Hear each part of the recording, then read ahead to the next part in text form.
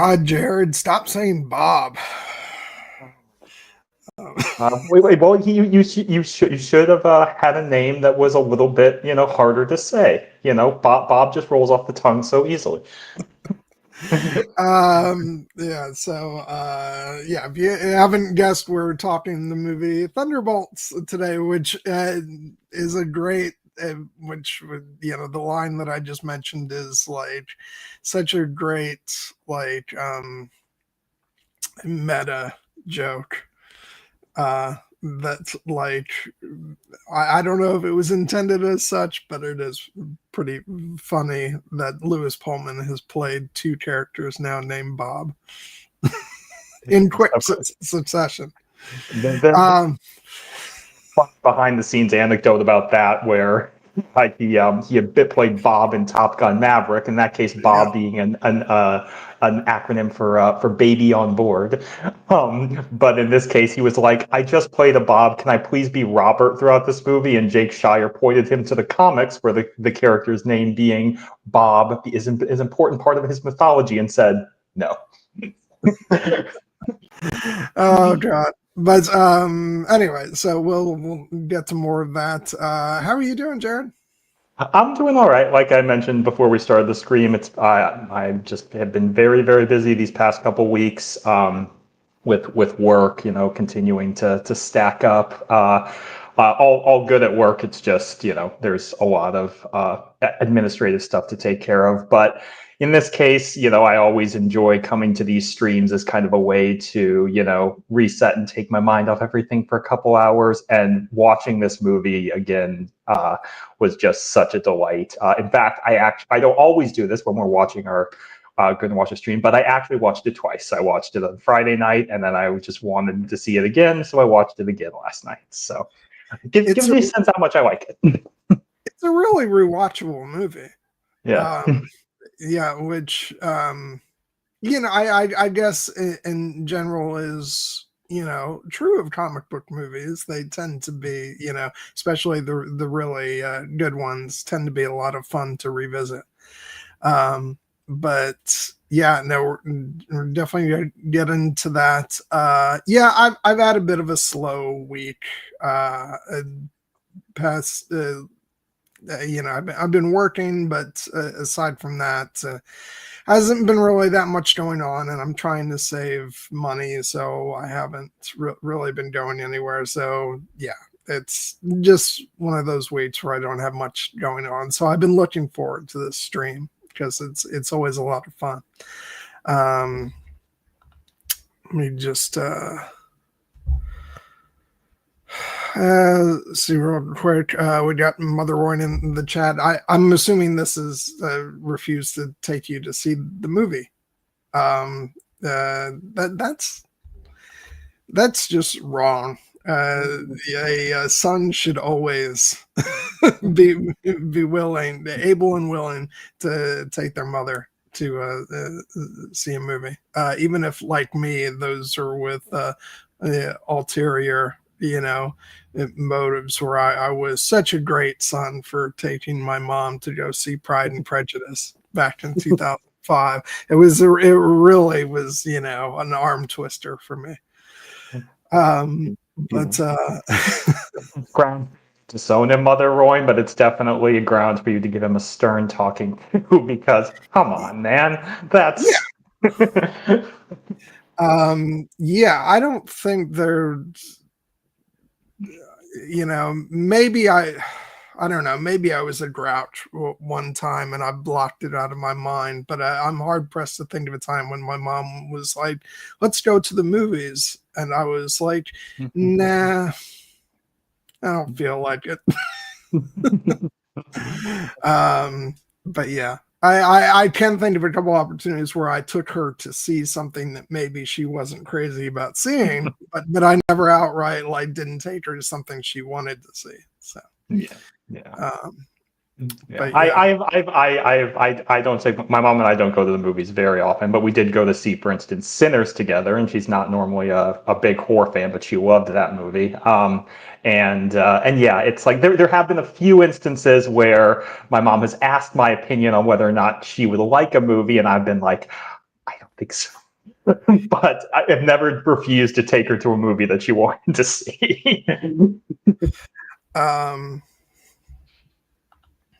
Okay, good. So the universe balances, the scales get balanced. No, I will never. I learned a lesson one time when I I talked her into going with me to go see Terrence Malick's The New World. Well, let's just say, unlike Russell Crowe and Gladiator, I was not saying to her, "Are you not entertained?" Because I could clearly tell that she wasn't. And then, like a week later, I went by myself to the movies and saw Walk the Line, and I'm like, "See, this is the movie I should have taken her to, and I should have gone to The New World by myself." Yeah, I was going to say, even for people who consider themselves cinephiles, Terrence Malick can be a tall ask at times. So. Yeah, so yeah, I had to learn that lesson a couple times, but sometimes it paid off. Like I got her to watch Kill Bill on DVD when it came out, and she at that point was not into Tarantino at all. At that point, she told me that she had hated Pulp Fiction when she saw it. But our viewing of Kill Bill and me kind of, letting her know that this, a lot of the stuff is intentionally ridiculous. It's perfectly fine to just laugh at the absurdity of it. And with that one viewing experience, I transformed her into a Tarantino fan, and she loved all his movies after that. So sometimes it does pay off, but Tarantino is one thing. Terrence Malick is quite another. I think Terrence Malick is a great filmmaker, but his films can be, shall we say, esoteric sometimes. Yeah. And I would probably say that for somebody who, I know you and your mom were movie buddies, but she's definitely more of a casual. It sounded like she was more of a casual movie viewer than you were. And Terrence Malick is kind of the upper level cinephile. Kind of, you got to get to like level 10 before you really start to appreciate what he's doing with some of his movies. Yeah. Anyway, that was a huge digression. But yeah, a good one. But yeah, today we're talking about Thunderbolts asterisk. And it's a little it's not unheard of, but we don't typically talk MCU movies on this channel because I have historically been kind of lukewarm about the MCU, mostly because the MCU started off dealing with characters that I didn't have a super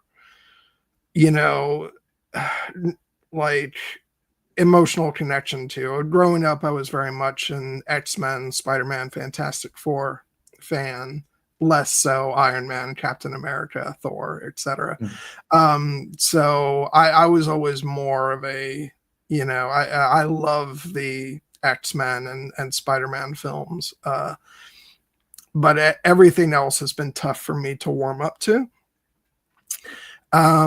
That has started to shift with the things that are getting brought into the MCU, but this is on a different level because this is like, I feel like when we talked about Deadpool and Wolverine, that was kind of a cheat because that was as much a Fox X-Men movie as it was an MCU movie, if not more. But this feels like a pure MCU movie we're talking about. And I've also talked about Guardians 3 on the channel. I had Aaron on for that. That was a lot of fun. So like I said, it's not unheard of, but it's rare.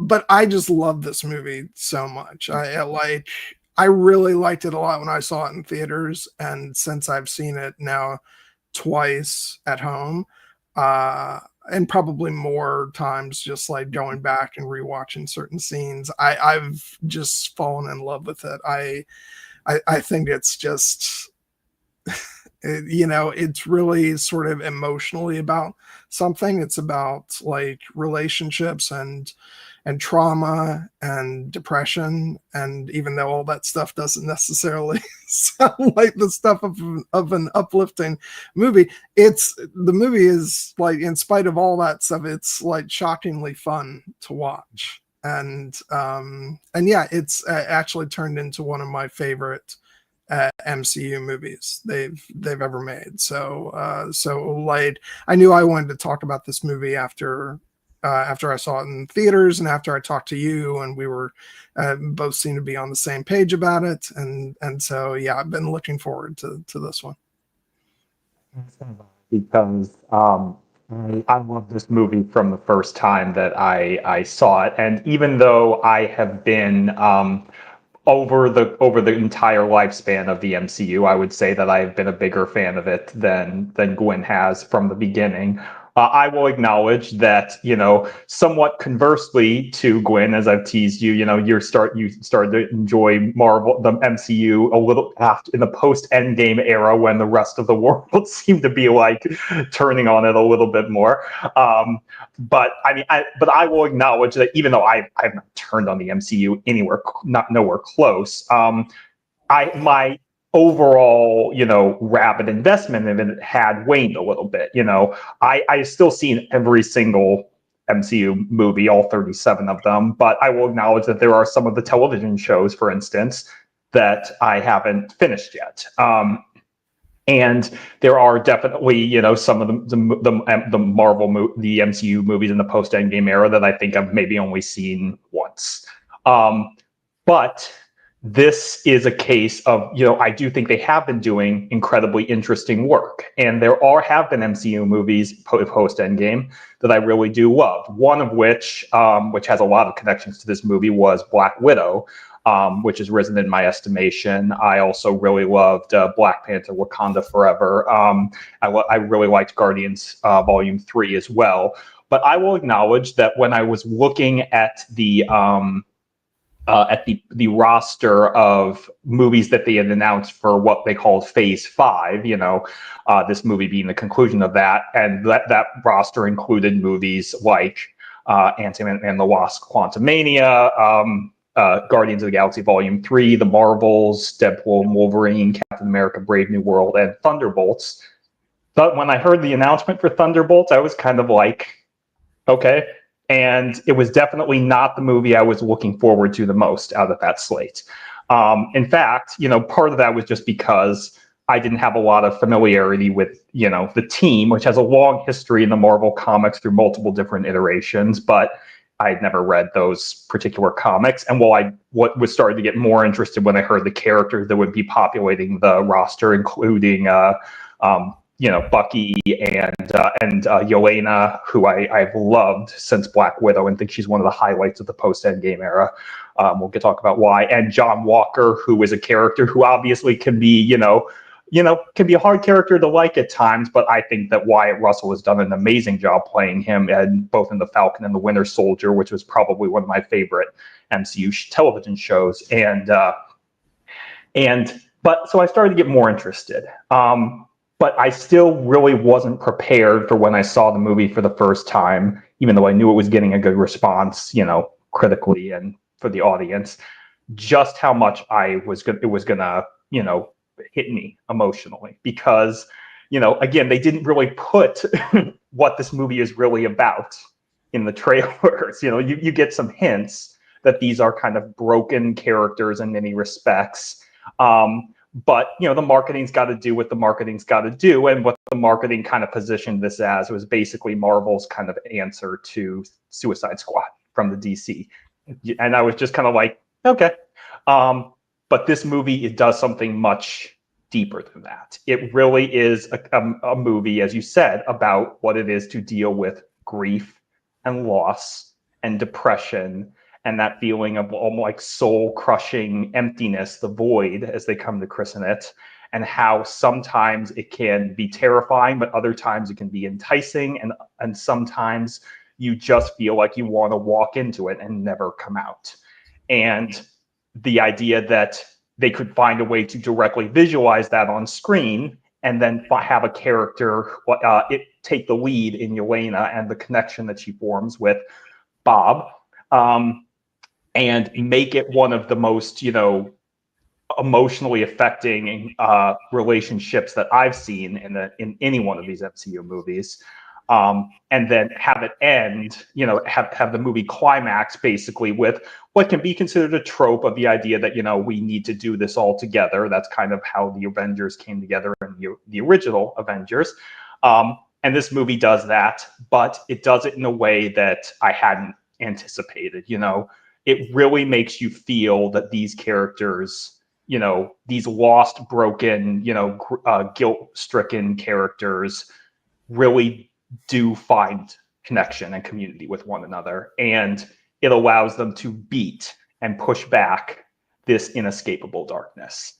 And that is something that when I saw it at that particular time was just like, wow, I think that movie did that brilliantly. And I, for the most part, have, it's a smaller scale story in a sense, but it feels big because of how much I cared about all these characters, and the fun twist at the end that these are going to be our new Avengers in a certain sense, was just another thing that I wasn't expecting, and it got me all the more excited to see where these characters go next. So we'll get into more of like just the power of the story and these characters, but I really think that we sometimes take a while to praise like the director on these streams. I don't want to do that on this one. Jake Schreier, who directed this movie, did an outstanding job, and I'm so pleased to hear that he will be helming Marvel's version of new version of the X-Men going forward, because I think I can think of few directors better suited for something like that, given this material. And I also, I'd known him from directing Beef, which was is a great Netflix miniseries if you haven't seen it. And he actually tackles similar themes in that show about, the connection between two very broken people. And if I had been thinking about that before I saw this movie, I might have been anticipating it more. But as it is, I walked out thinking Jake Schreier absolutely crushed that. And Florence Pugh as Yelena. I joked about this a couple weeks ago, but I actually think I walked out of this movie thinking Florence Pugh should be the biggest movie star in the world, because she crushed this movie. Yeah, and first of all, I want to echo your sentiments on Jake Schreier, directing this film. I'm going to, probably multiple times during the stream, praise visually how this film looks, because I think it's one of the best looking MCU films. And also just what he does story wise and how he brings it all together. I do have a problem with people saying the ending's like a trope or a cliche of let's all come together, or that or that it ends on a group hug, basically, is something like that, because that's just such a reductive, and maybe it has to do with whether or not you've experienced soul crushing depression in your life. And if you have, I don't know how you can walk away, untouched by this film. And if you haven't, be grateful for that, and maybe have some empathy for those of us who have struggled to, sort of get through certain days. And because in the Avengers, yes, they all have to come together to sort of overcomes the obstacles and defeat the villain, and sort of get over their own egos and things like that. But this is something different. This is this is about found family and finding strength in other people emotionally, and like coming together because you can't go it alone each day, because it lightens that burden and that ever-pressing weight that in this film gets called the void. And it's it's something that I've experienced firsthand, connecting with my friends online, and that includes you, Jared, and that includes all of our friends in Here Be Dragons, and uh, and members, not just of members of my found family, but I have members of my real family with whom I not as many as I would like. I have a bit more of a like distance relationship with, not through any fault of their own. It's a real distance then, but there are certain members of my real family too, to whom I have that kind of close bond where just being in their presence or talking to them on the phone, I can feel the weight lifting. And those are the kind of things that this film deals with that you can't get through life alone, cutting yourself off. And I think that's really bold of a comic book film to deal with, because you don't see that a lot. And it's a pretty heavy theme to, be dealing with. And I know there's been all the discussions about the box office of this movie, and maybe that's not the kind of thing that maybe audiences were wanting. But you know what? Sometimes you just gotta, make a great film that's about something important. And I think that's what this is. And I think that this is going to go down as one of the real sort of overlooked gems, of the MCU and comic book films in general. I think it's just an absolutely beautiful, beautiful piece of work. That's a really fun movie at the same time. And a lot of that is down to the chemistry of the cast. And I'm not even just talking about the leads, but like the supporting characters. And it's rare. And like I said, it's such a beautiful film. I love the cinematography. One of the things, and this won't be the last time I mention it, but very often in the MCU films, I don't know what it is. I don't know if they have if the visual look is part of the house style or what, but very oftentimes, or maybe it's part of the post-production. I don't know. The cinematography ends up having a bit of a grayish look. Even when it's colorful, there seems to be elevated blacks, and it just doesn't quite have that sort of dynamic look to it.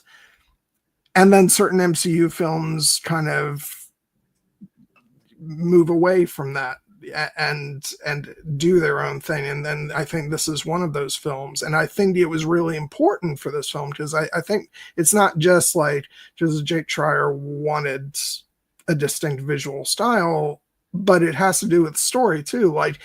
You can't do the story justice with imagine seeing the void on screen and it's gray instead of a deep black that looks like an abyss. I think the cinematography and the story were closely linked. I think this was visually, I think it's one of my favorite looking films in the MCU, next to say Doctor Strange and the Multiverse of Madness, which I think is one of the more beautiful looking films as well. That one has a lot of colors that pop. This is a bit more restrained, but yet the colors still feel like they leap off the screen, even if those colors are just a drab black or or brown or what have you. And so just just hats off to not only Jake Schreier, but I'll go ahead and mention Andrew draws Palermo, the cinematographer. They did a great job with this movie.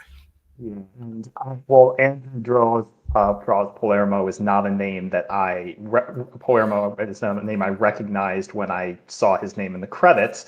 I did look him up afterward, and he's worked on the MCU before. He did a couple episodes of Moon Knight, which is an interesting visual departure for the MCU.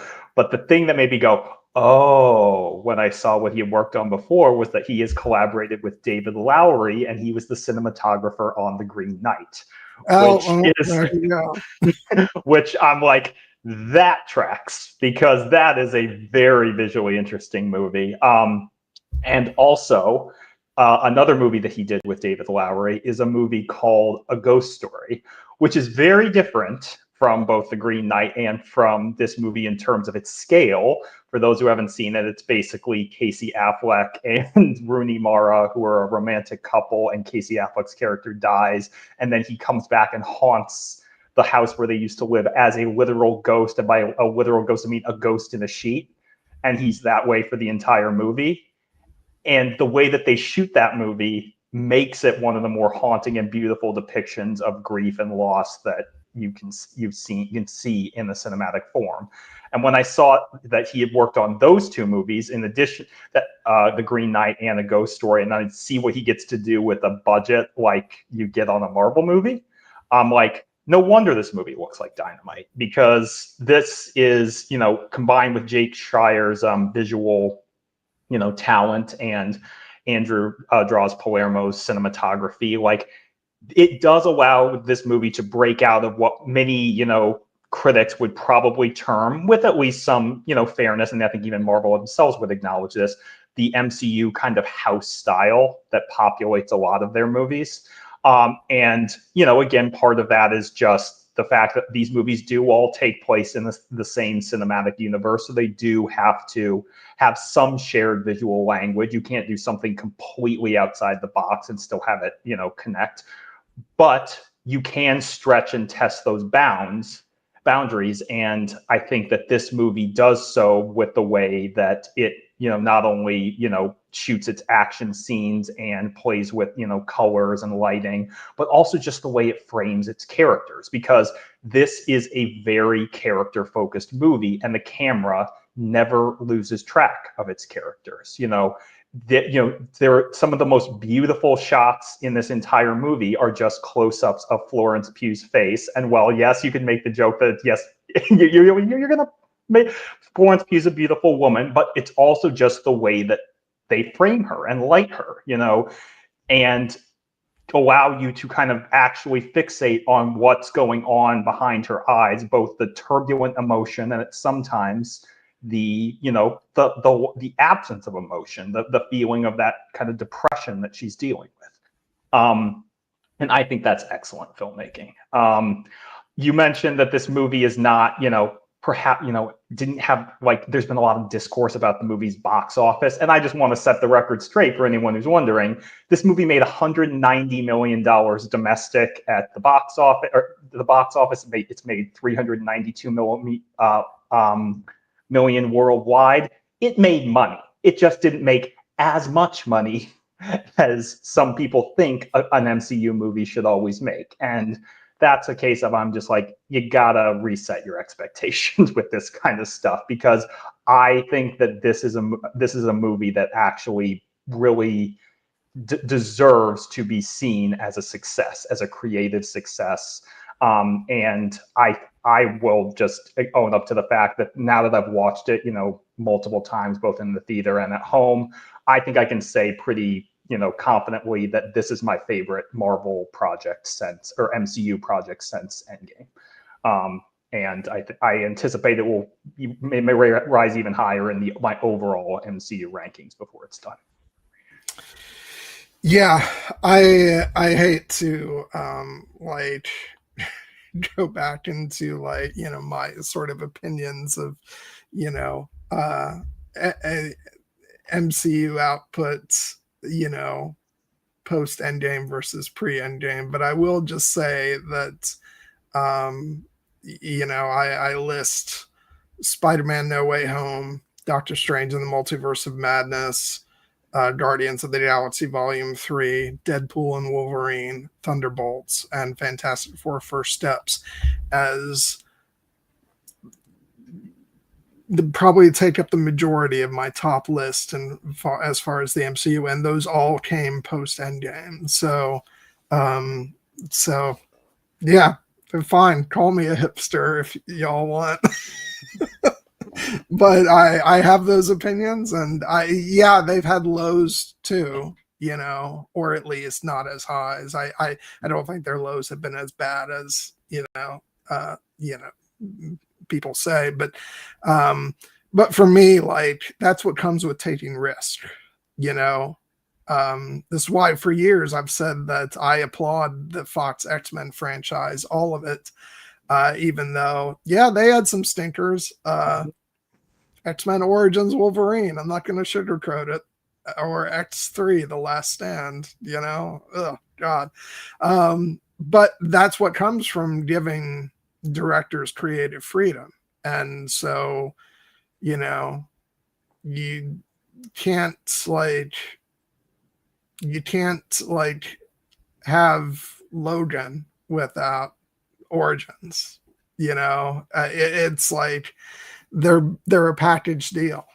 And so if you want those super highs, sometimes you got to take the lows too. I think that, or the early MCU did a great job of delivering entertaining content, but I would say that for the most part, they did it was a steady job of like entertaining, fun, but nothing that rose to the level of, like the true masterpieces of the genre. And I think that, and that's just my personal opinion. I'm sure people will disagree. But I think that if you want something that really does something unique and special, that you've got to allow that sometimes these bursts of creativity are going to backfire and it's not going to work. And I'm fine with that, honestly. Because and sometimes the messes can be, unique enough that you kind of, it sticks out in your mind as something. There's a couple films in my mind not related to comic book movies where I'm like, it's an absolute mess, but I've never forgotten it. I often reference the film Alexander, which is a complete disaster of a movie in almost every respect. But damn if it doesn't have some stuff that I love, and I've never forgotten it. And there are moments of that film that live rent free in my mind. So, and I would say that Gangs of New York is a bit of a mess, but you've got, if nothing else, you've got Daniel Day-Lewis delivering one of the most incredible performances in cinematic history. So yeah,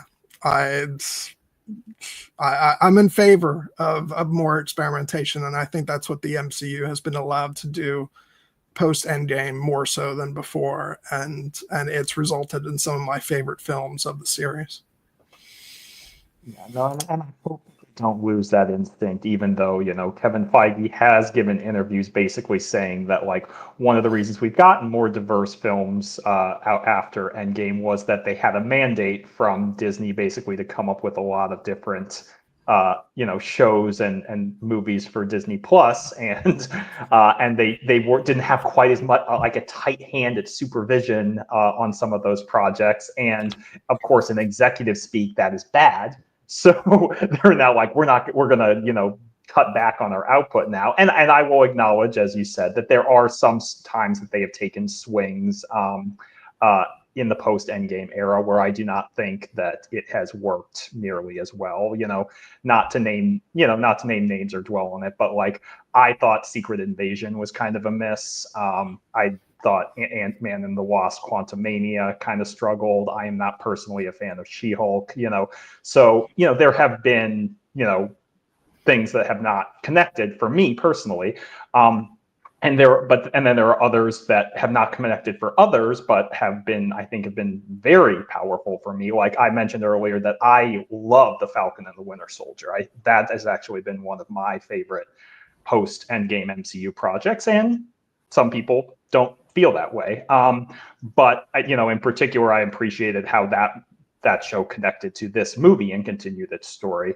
And I think that this, I think I've mentioned in the past that my personal philosophy tends to be, I will tend to value cinematic experiences where if a movie can do something really, really well and reach like a peak that an emotional and creative peak that really, makes me feel something or inspires me or challenges me. Like I am willing to forgive the movie for perhaps being some, taking some other risks that don't work as well and might be being a bit more uneven. I tend to find those movies more interesting than movies where I'm just like, that was just rock solid all the way through, but never like took quite the same risk.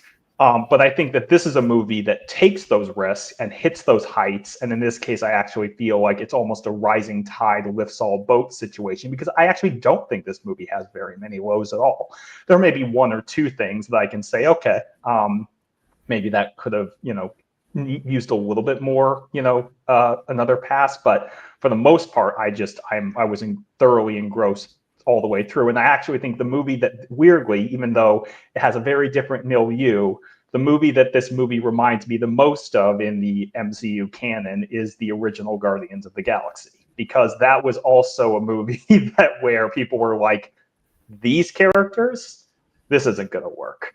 And in that case, it worked like gangbusters because James Gunn had a vision, and those characters became, iconic superheroes in their own right. And while this movie didn't make as much money as Guardians did, I think that these characters will continue to have a chance to grow, because obviously they are going to, be staples of the next two Avengers movies. So I am very much looking forward to seeing what they can do, now that they've been, they've gone through this trial together. But I hope that, the characters, it'll be a challenge in the Avengers movies to give every character the focus that they received in this movie, because those movies are just bigger and they have more characters to service. But I think that the work that they did with these characters in this movie means that they will be able to, call back to that when they need to have, say, another emotional moment between Yelena and Bob, or between Bucky and John Walker. I feel like similar to the way where I feel like we didn't necessarily get to have all those kinds of moments with characters in, say, Infinity War, but had the sheer joy of all those characters coming together and paying off on moments from earlier films. I'm likewise looking forward to just having a movie where these characters, the other team of Avengers, and the Fantastic Four and the X-Men all coming together. It's gonna just be like, it's gonna be Nirvana for me. I'm gonna be absolutely losing it. So I just real quick, and we'll get to talking about the actual content of the movie in a second. But I just want to mention, because I neglected to, when I was mentioning my favorite MCU films, I neglected to mention the television side of things. I think in particular Loki and Agatha All Along for me are, those are both some of my absolute favorite things that Marvel has ever done. And I'd probably slip WandaVision in there too, although I was never quite as crazy about that as other people were, but I do recognize how good it is. And I was more of a fan of when it was just, doing the sitcom thing versus when it came together and revealed its big Marvel secrets. I was like, no, let's just have fun, like riffing off of the Dick Van Dyke Show. But that's where I'm happiest. But and now, like, it was so, sorry, another digression, but I just remember when that show first started, and like, I was having the time of my life, and Aaron was like, it's okay. I'm just waiting for like the actual plot to get started. And I'm like, no, this is the good stuff right here. But yeah, different sensibilities. But anyway, so I do just want to like start gushing about this actual movie. Like I really don't know where to start other than just like going through the cast, because this movie is such a character focused movie and it's just so wonderful. And you mentioned Florence Pugh, and I know you didn't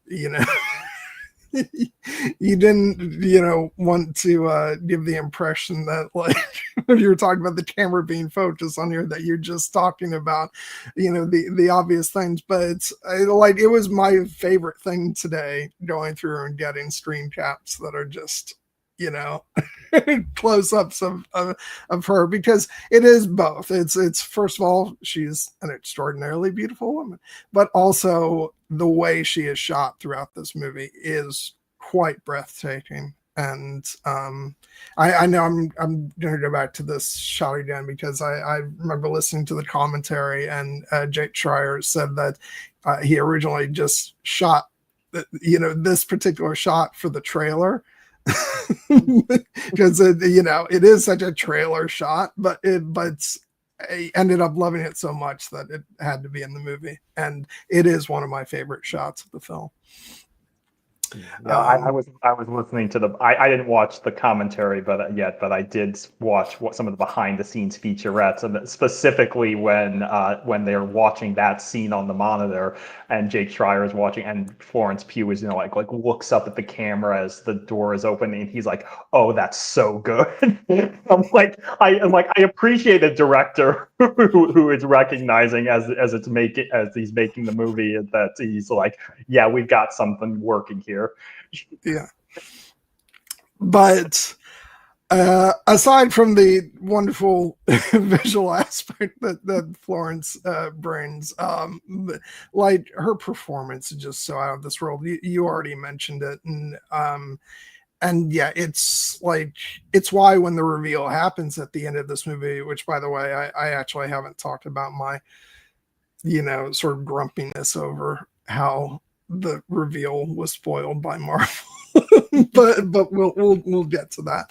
But like it's such a like gratifying feeling to get to, for the whole cast really, but especially Florence, just to sort of have her catapulted from like this amazing actress who we love playing this sort of character who's really going through it in the MCU, and it's just tragedy after tragedy, but to see her in particular like catapulted to the main stage of she's one of the lead lead characters of Marvel now, and and it's just I was just so happy, and I can't wait to see what she does in the Avengers movies, and even like beyond that.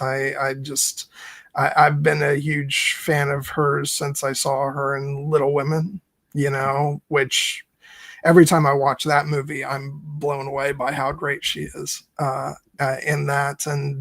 And yeah, I just seeing her go through like the emotional turmoil that Yelena is going through, and trying to reconnect with her father, and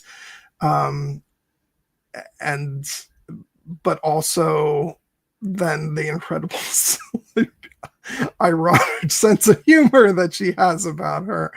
I just like, God, when she's like, God, we all suck. It's just, and then at the very end, we own you now, which is just so delicious.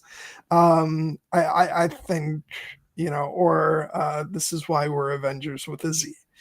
Um, and I just think it's one of the, it's just one of the best characters out of this, era of the MCU, and her performance is just so amazing. And yeah, like I'll just in a second here we'll just go through like a whole bunch of scenes where she's just absolutely incredible. But yeah, I love her to death, and I'm so glad that she has like the big role in this that she now has. The only thing better will be reuniting her with Kate Bishop. No,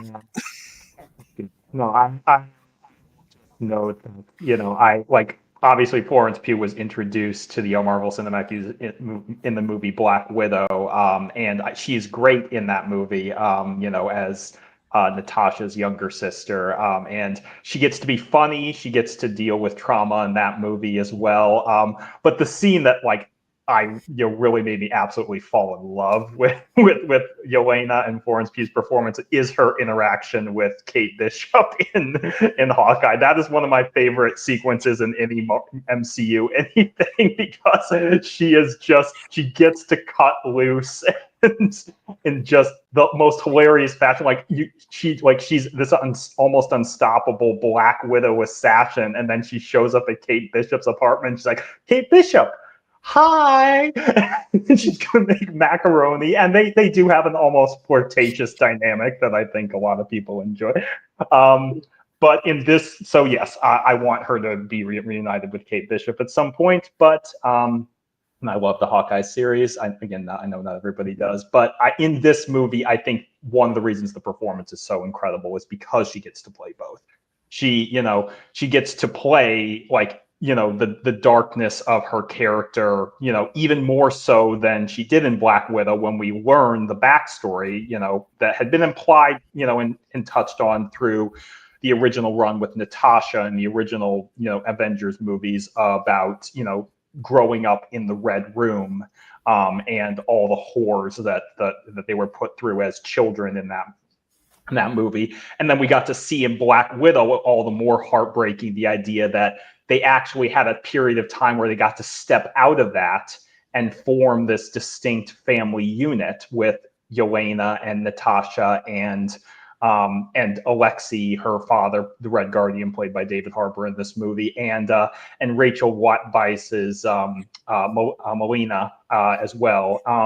And the kind of the emotional thrust of that movie is those characters recognizing that even though that family was fake, it actually meant a great deal to all of them. And where this movie really kind of gets a lot of its, why Yelena is in such a dark place at the start of this movie is because, as is revealed in the Hawkeye series, Yelena was one of the characters who was erased by Thanos' snap during the 5 years. And when she came back, she learned that her sister, Natasha, who meant the world to her, had saved everybody, had brought everybody back, but that she would given her life to do so, and that she was gone forever, and that Yelena would never get to see her again.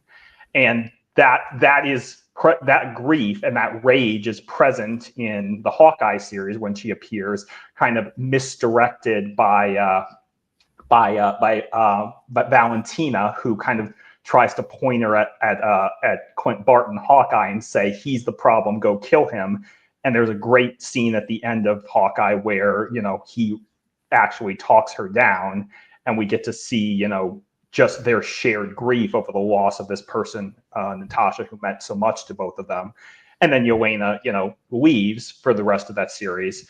But we see now that, like, that's what happened after, even after she recognized that, revenge was not the way. That didn't give her something else to hold on to. She didn't still feel, like whole. She basically felt empty.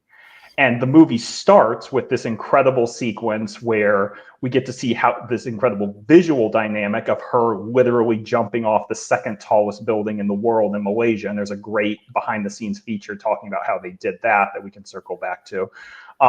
But it's with this monologue over it where she's basically talking about the fact that she almost, her first lines of this movie are, "There's something wrong with me, an emptiness. I thought it started when my sister died, but now it feels like something bigger. Just a void." And then she immediately undercuts it with a tad of humor of, or maybe I'm just bored. But obviously that's not which again is a great, Yelena and Florence Pugh know the performance, but obviously that initial statement is what's closer to the truth, because as we get to see her, taking down all these bad guys in this hallway, and she's talking about she's going to work, she's in the cleanup business, but she's not fulfilled, she's not happy, she's just kind of going through the motions, and she's looking for something else, even if she doesn't know what it is. And then we immediately add in the humor later where it's revealed she's telling it to this random guy she's tied up, and then she's basically like, "Hey, you were listening to me." The whole thing, I feel like a river or a leaf in a river. Hey, you're not paying attention. It's like your mind is somewhere else, and he's kind of like, yeah. Mm-hmm. Yeah. Oh my God, the humor is so, and then her back and forth with the scientist who comes in, and she's like, "Hey." Yeah, I think I just love the way that Florence Pugh as Yelena says "hey" to other characters, and also the way, and we'll get into this more in other movies, but also the way she says "oh no," because there are a couple of moments in this movie, including the moment where, like Marvin from Pulp Fiction, the guy gets shot in the face, shoots himself in the face. He's just like, "Oh, I needed that face." I love also how she's narrating the whole scene. It's like, and I listening to the commentary, Jake Schreier did say it's a bit of a sort of commentary on these kind of action scenes in Marvel movies, where she's just like, "Oh, this is the part where you try and tell me this," and and it's. I thought it was really good, and then of course the shot where she's walking away from the building on the phone, and then the explosion goes off, and, it's just I do want to call back to the hallway scene, just like the visual setup here, just immediately this imagery of the shadows, and setting up what's to come with the void, and making people disappear and become shadows. And I just thought that was such a brilliant touch, and it's something that you wouldn't notice on your first viewing, but when you go back, you're like, "Oh shit." Yeah, it's again, visually, this movie is just not just the way it looks, but just the cinematography is just part of the story it's telling, and I just love that so much. So do I. I mean, it's a great, it doesn't, it's the kind of thing that this movie didn't need to do. They could have just been a cool action scene where we were focusing a little bit more on, the awesome takedowns that Yelena is doing to these soldiers. But, this is a case of obviously the best action scenes actually have purpose, like narrative purpose and thematic resonance. And this is a case where the filmmaking is doing that on multiple levels. Because on the one hand, it is, it is showing that she's incredibly technically skilled and capable, as we knew, but it's also showing that for her, this is literally Tuesday. And she is not enjoying these like awesome maneuvers that she's doing. She's done it 100 times before. She doesn't know these guys. They're just, in her way on this job that she's doing because she has to, because she doesn't really care about it.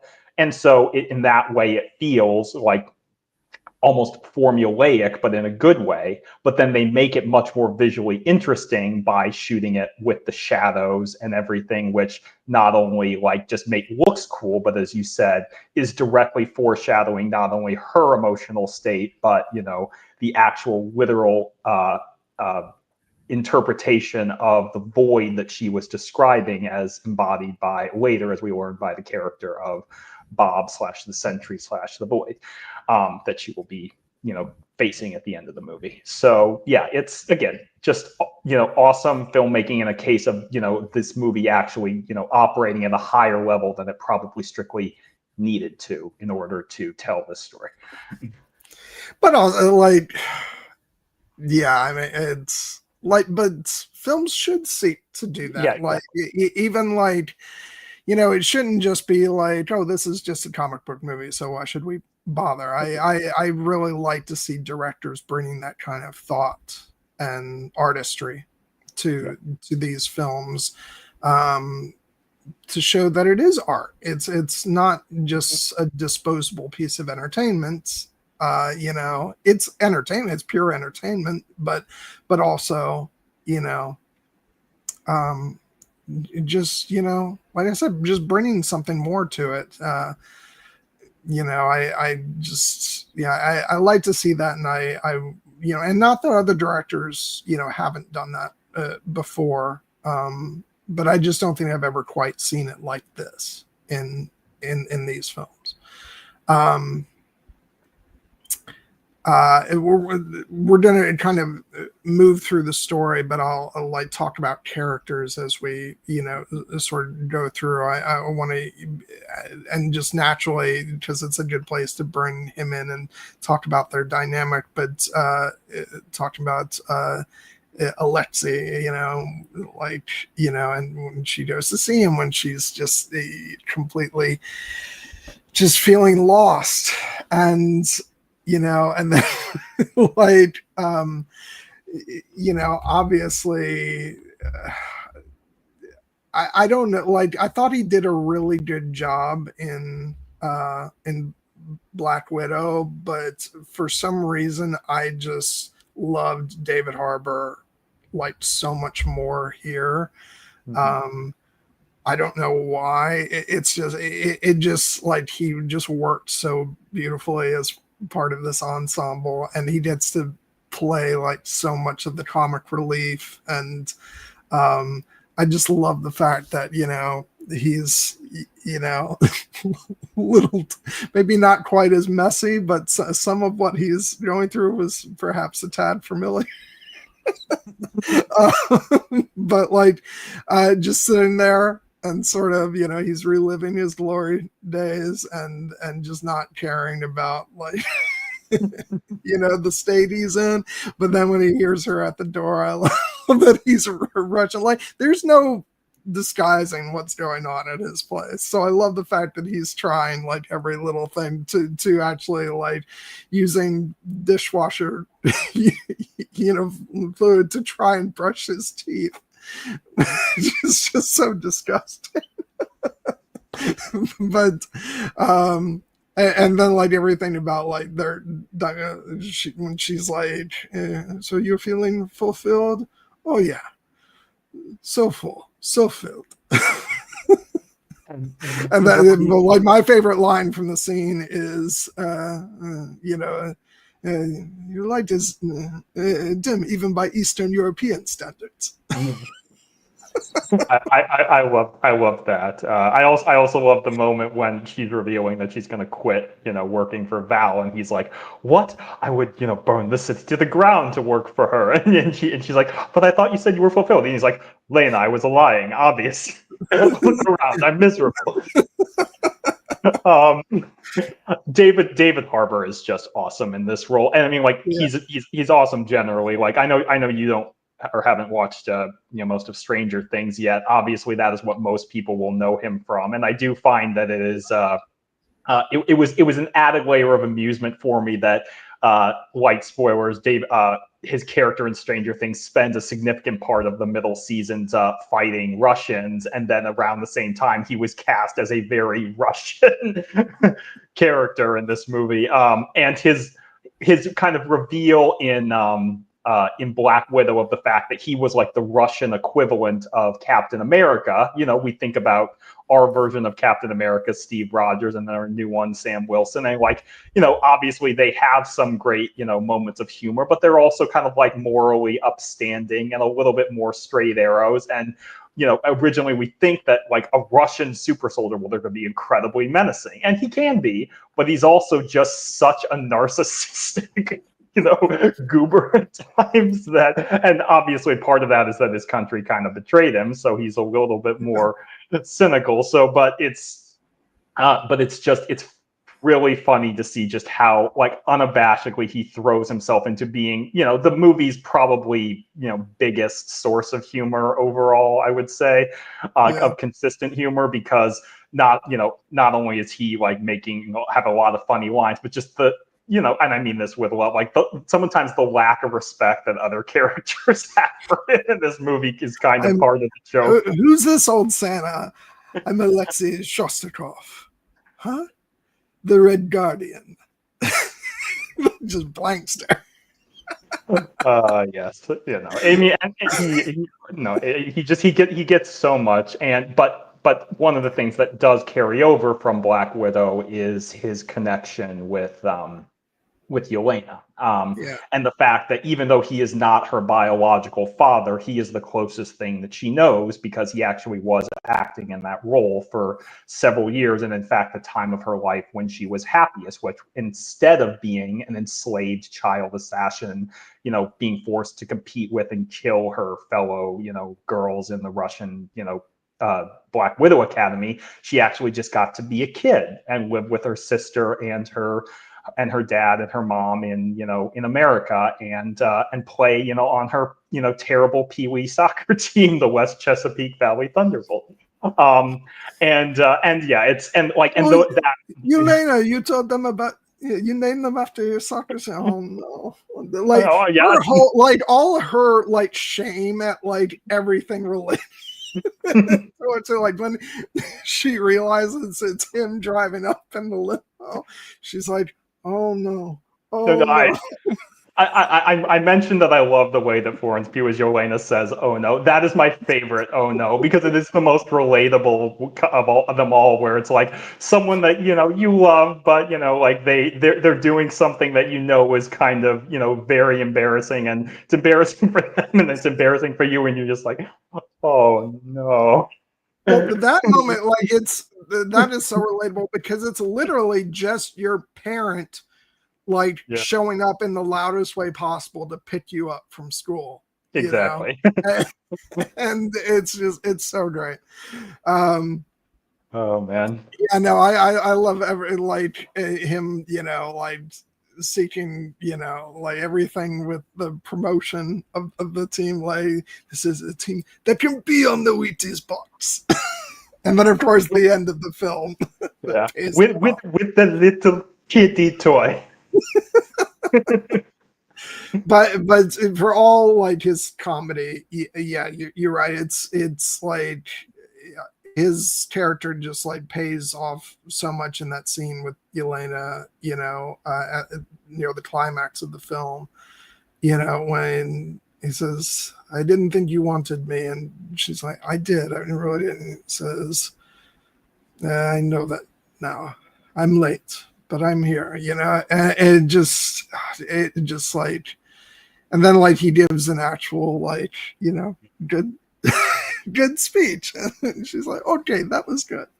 That was really good. Yeah. No, I mean we'll talk more about that scene and just what a beautiful moment of acting, and it is for both of them, and how heart-wrenching it is, particularly Florence Pugh's performance. But yeah, even early on, we get some hints of that, where, like, you know, he has his kind of big comedic shtick, but we get the genuine moments that are kind of shining through even earlier, where, like, you know, when he's, you know, talking about, like, you know, she's like, what is, you know, what is the point of this work that she's doing? He's like, the point of work is fame and fortune. So, and, you know, and fame and fortune can buy you happiness and love, which, and she's like, okay. And then he's like, okay. And then he gets serious for a second. Like, you know, when I was really happy, you want to know when I was really happy?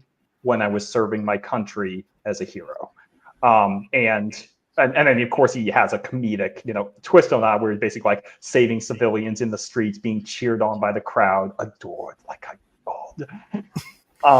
But he means it sincerely. When he brings it back and he says, "That's what your sister Natasha understood," you know, and we see that, you know, we think back to those moments in you know, like in the original series of Avengers movies. I particularly think of that moment in Endgame,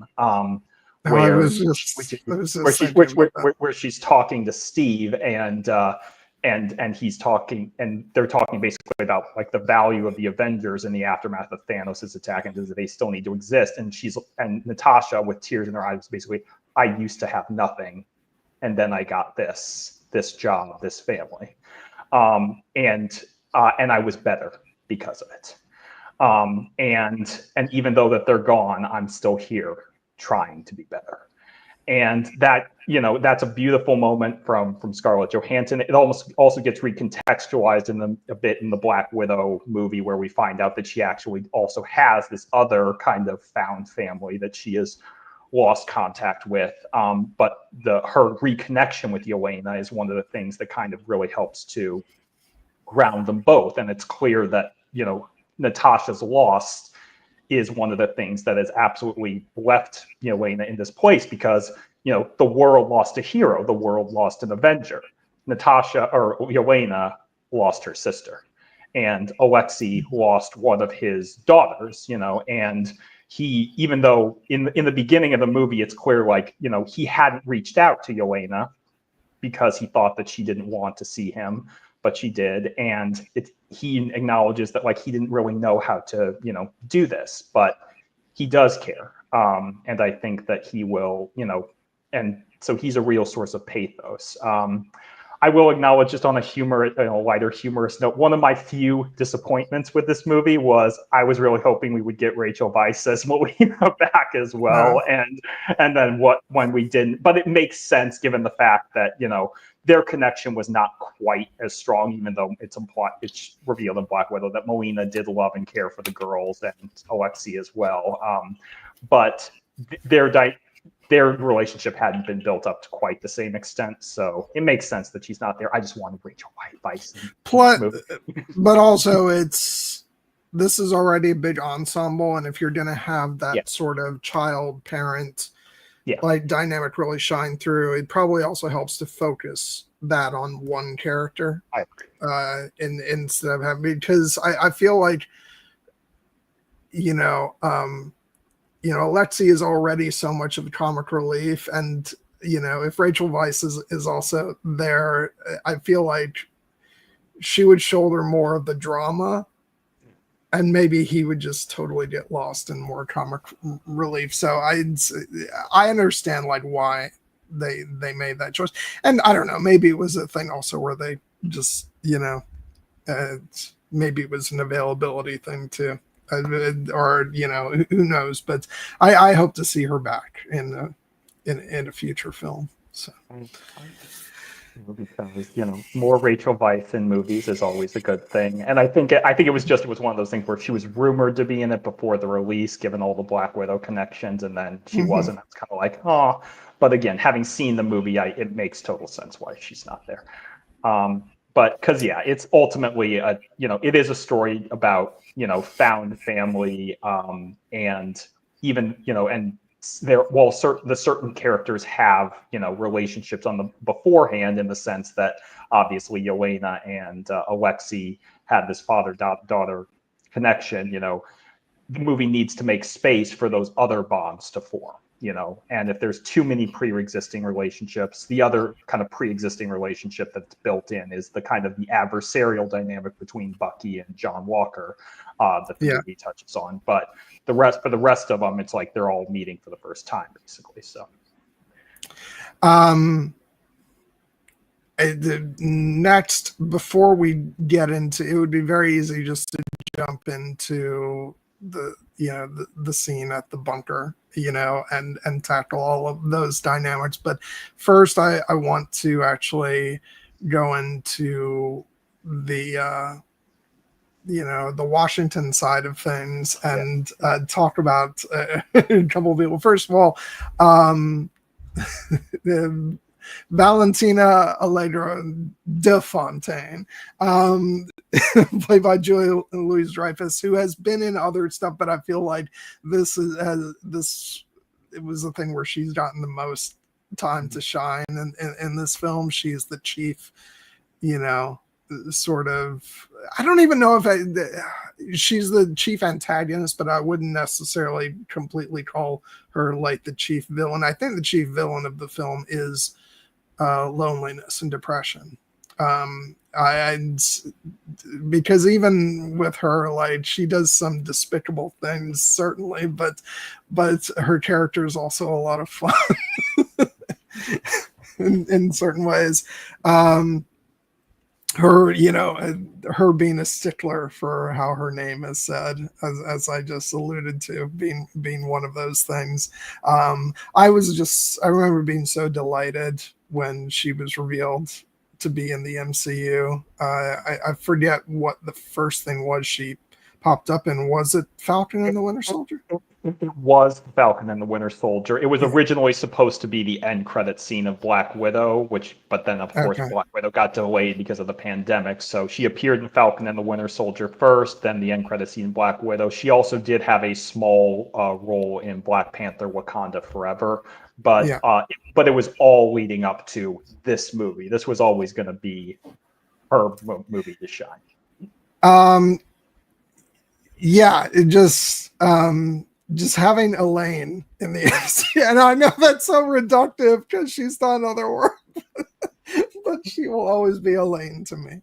She will be Elaine, and she will be Selena Meyer for those of us who watched Veep. Two iconic characters. Yeah, I still haven't seen that. At this point, it might be like a little too real world for me. I would happily take the administration in Veep over what we have. Even though they are a mess. Like, speaking of like the screenshot that I've got now, I just love Elena, you look awful. Eat shit, Valentina. Which is, of course, is a lies detected moment, because even after she's been through hell, Florence Pugh could never look awful. Yeah. But I know what they're going for there, and I love her smirk at that moment, like Yelena's smirk, where she's just like, all of these characters, like Valentina's just utter contempt for and the lack of respect for these characters. Obviously, it's what kind of does her in, and it makes her come up and so sweet that at the end, as you said, she basically has to rely on them to save her ass, and on this trick that she pulls, and they get to own her because of it. But yeah, I love the little moment, just to think back to right before that end scene when Alexi, who had been so keen to work for Valentina, just like, I'm going to kill that person.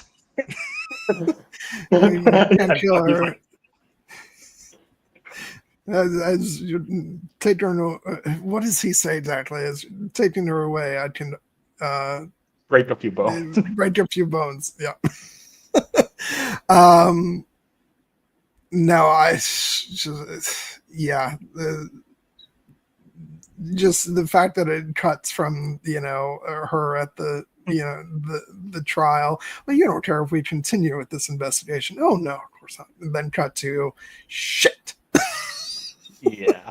I mean, I think that's why I mentioned I think she evokes a little bit more of Selena Meyer than even Elaine, Yeah. is just because that is very much of the dynamic of that character, where she puts on a public face for the world, and the second she gets behind closed doors, it's just all curse words and insults and just utter lack of care and contempt for everyone around her.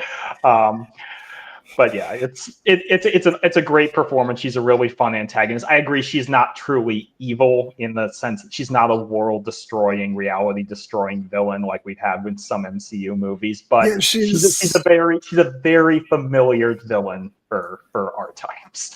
Yeah, basically, most important thing to her is saving her own ass and accumulating more power for herself. Which to a certain extent she succeeds at the end of the film, but she's also at the mercy of other people, at the end of this. So yeah, it's kind of a wash, but yeah, she doesn't. Somebody who isn't very happy by the end of the film, to be sure, is Wendell Pierce's character. Which apparently we don't even have a full name. He's a congressman, and his name is Gary. That's what it's listed on Wikipedia. That's hilarious. Yeah. I'm sure he has a full name somewhere.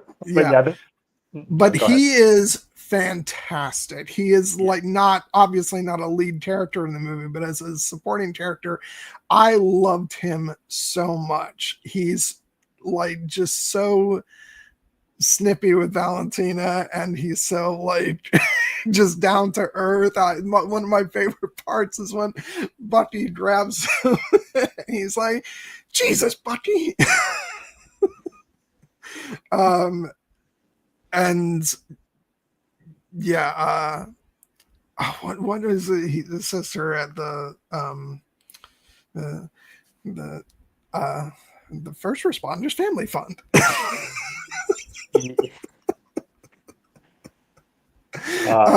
He's just he's had it with Valentina. He's not in the mood for any shit. And I hope he's in more movies, because he's just I love the actor, and the character is just so fun. And another line he has with Bucky is, we don't need to go rogue in the dark, or whatever it is you people do. Read the packets, Bucky. Read the packets. Wendell Pierce is the actor who plays Congressman Gary. He was just in the new Superman movie too, and was great in that. But anyone who has seen for anyone who has seen The Wire, he will forever be Detective Bunk. It is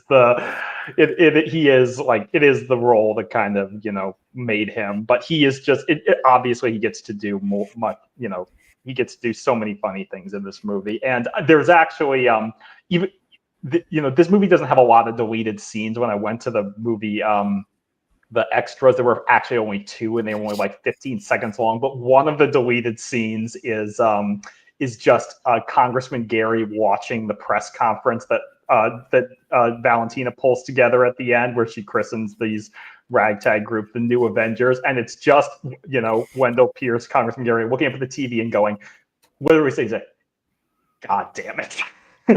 It's I totally get why it wasn't included, just because you need the focus just to be on the reveal at the end of the movie. And I know he's not a big enough character in the film to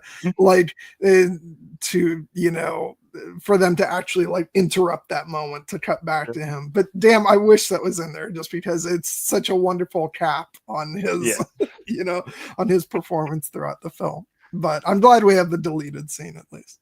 Yeah, so am I. But yeah, that's his performance is one of those things. I don't know, maybe it seems silly to go on and on about a supporting character, such a smaller supporting character in the film. But I on repeat viewings, he has been one of my favorite things about the movie. He's just so funny, and I just, like I said, I would love to see his character come back for more.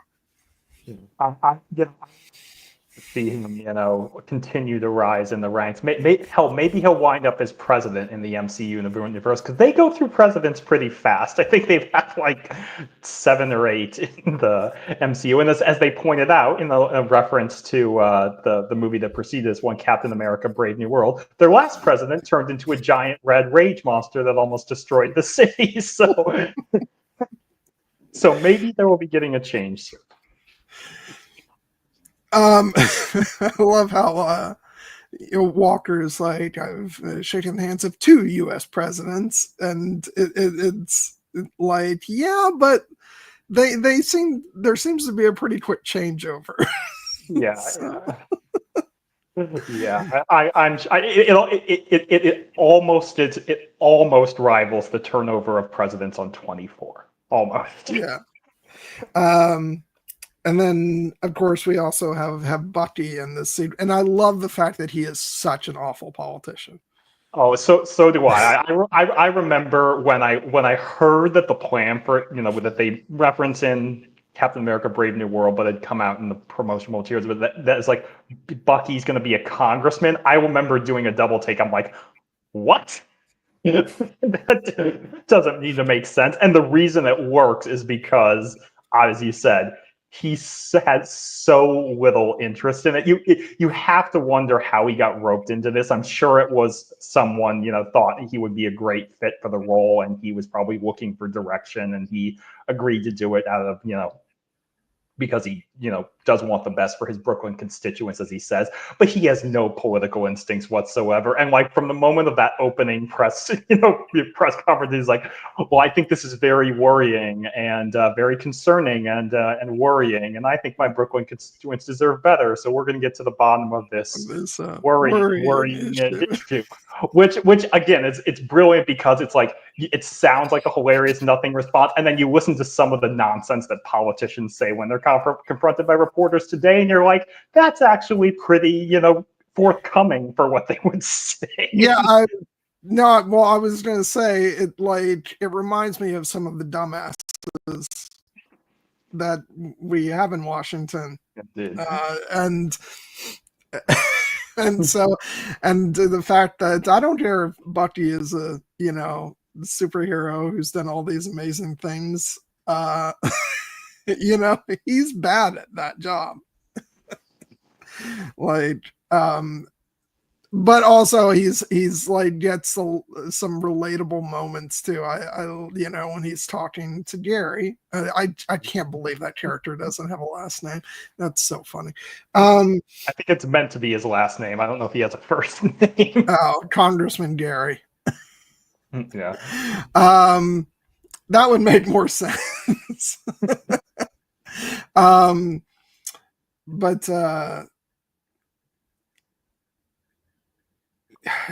I forget what the setup for it is, but he talks about, that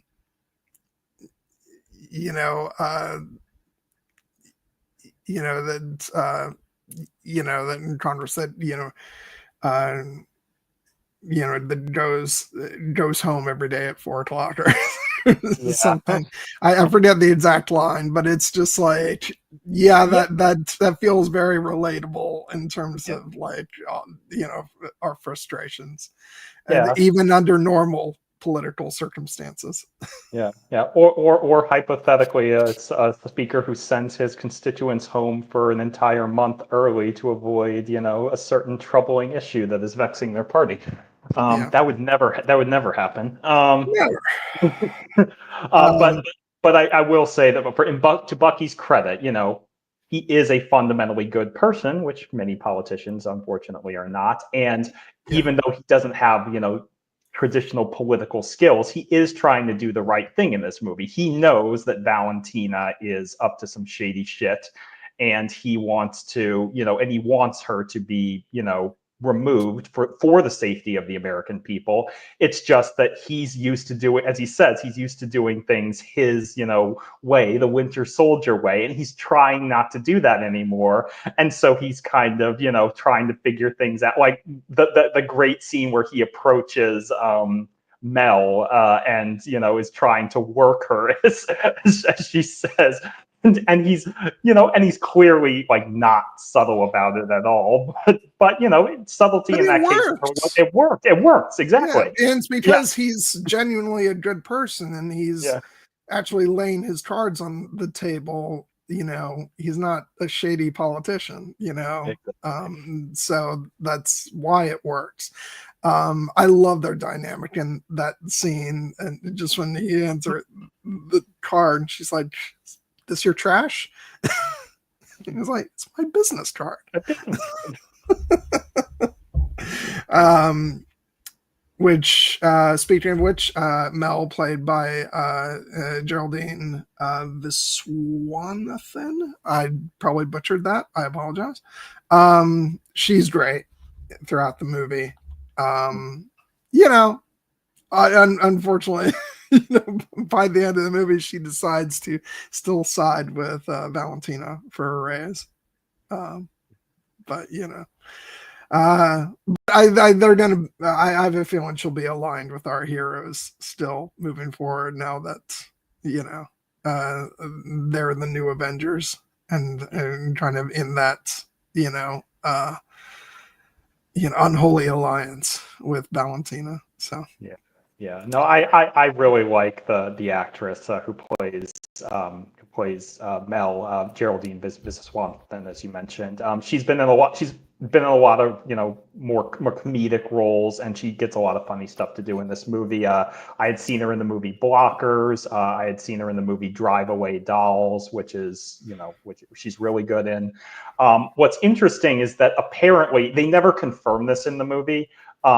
But her character name Mel, it's a lot of people are theorizing that it's actually short for Melissa Gold, who is a character who becomes a character Songbird in the comics and is actually one of the original members of the Thunderbolts. So whether that's a nod or that's a seeding the ground for her to potentially, get superpowers later, either way, I think it works. But yeah, in this movie, she is again, she is clearly a character who, has had to make some moral compromises, to work for somebody like Vel. And a lot of the comedy comes from the fact that like they're basically talking about like executing and just committing like mass criminal fraud, and they're talking about it like they would any type of, standard business, shenanigans where he's like, your guests have arrived and they're ready for the housewarming gift. And Julia Louis-Dreyfus keeps trying to get her to talk in the more blunt terms where she's basically like, the loose ends have been tied up, but the rope is on fire. She's like, what? Just speak normally. And then she's like, just torch it all, just kill them all. And she's like, are you sure? Are you sure? Oh my God. She's conflicted about it, obviously, and her dynamic with Bucky is really fun, and it makes you, as you said, want better things for her character. But in the short term, it's heartening to know that she at least did have that instinct, and apparently she can find a good cup of coffee anywhere on the planet. Yeah. A little side note, I do love the first scene when she's on the phone with Bucky, and Bucky having, dripped, whatever he's eating onto onto his arm, puts it in the washing machine. And that's how he cleans it. That is one of the best visual gags, and again, one of the most incredibly relatable things of like, he is reading the packets as Congressman Gary told him to do, and he's just like boring, stupid packets, and then he's trying to eat while he does it, and then he spills it on his shirt. He's just like, damn it. And it's like, and it's obviously, this is the Marvel movies do this well of like, these incredibly badass, heroic characters, showing that they're just like us in a lot of ways. So they spill food on their shirt too. Oh God. Um, okay, let's do the mid roll real quick, and then we're gonna launch into the rest of our roster of of heroes on the team. Um, yeah, so next week we're turning back to the Alien universe, and we're going to be talking about the first 4 episodes of Alien Earth.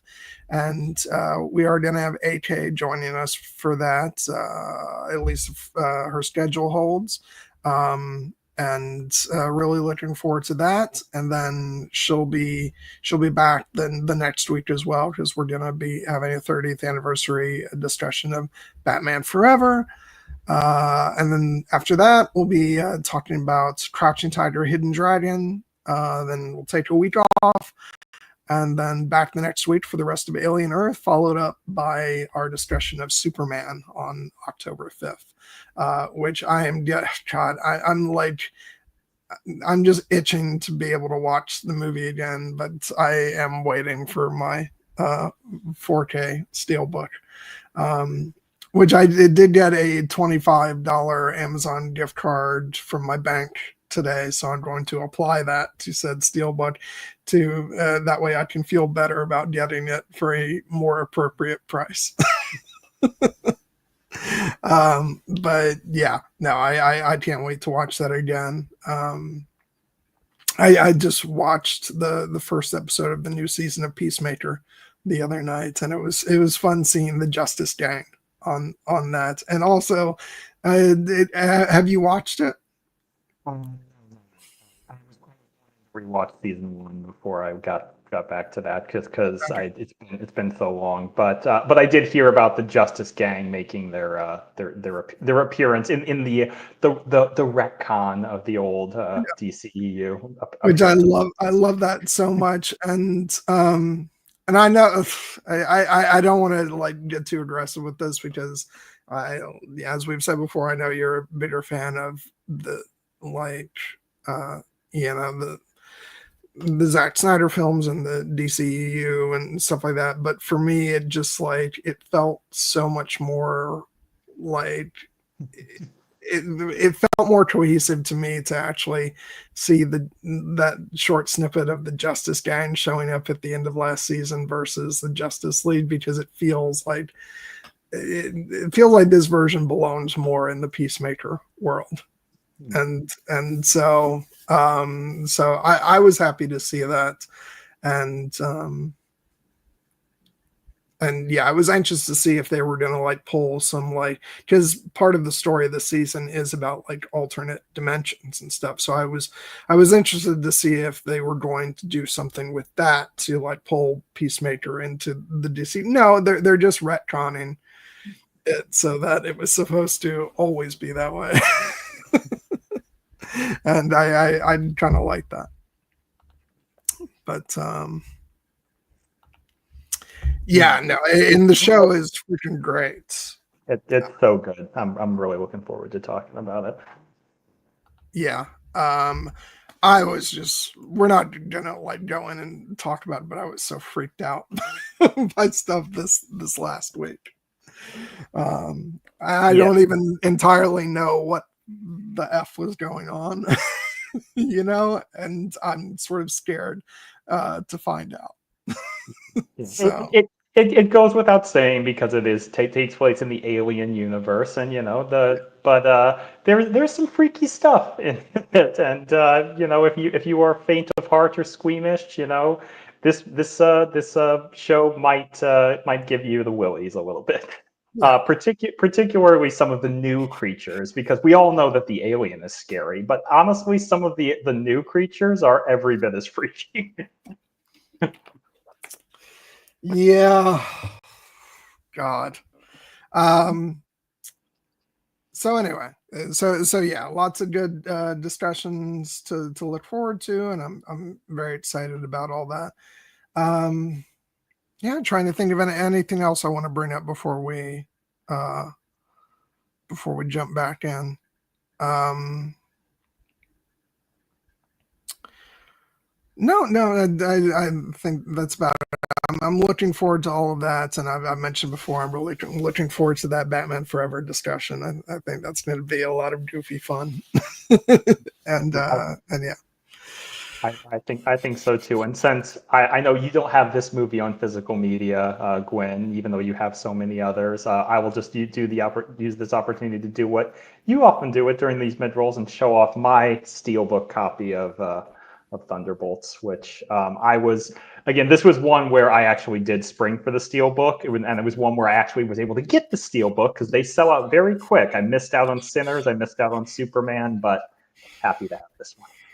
Yeah, I actually looked up and saw, and right now Amazon does have it for sale right now. So at the very least, Disney seems to, like, in this case, be okay with restocking. Warner Brothers is the worst, for like both Sinners and Superman. By the time they actually issue a press release about the Blu-ray release, usually they're not available anymore. You really have to put in your pre-order like the second you see something pop up on Amazon for it. That's just such a bullshit the way to go about it. I'm not pleased with any of that, but yeah. But yeah. Okay, so let's jump back in to Thunderbolts, and now we can talk about all the characters that we get introduced to in the bunker, and because of course Yelena gets sent to the bunker by Valentina, saying, one final job, and then I'll help you out. I'll give you something a bit more heroic to do and public facing, but it's all a big setup. All of these different characters who work for Valentina, are being sent to basically take each other out, or at the very least be stuck in the same place as they're incinerated. And so Yelena is sent to follow Ghost. But then she also runs into John Walker, who is, after her. And also Taskmaster is there, and we will meet, of course, Bob. But this is like such a great, because not only is it just a really cool action sequence where we get all these characters, using like their different abilities and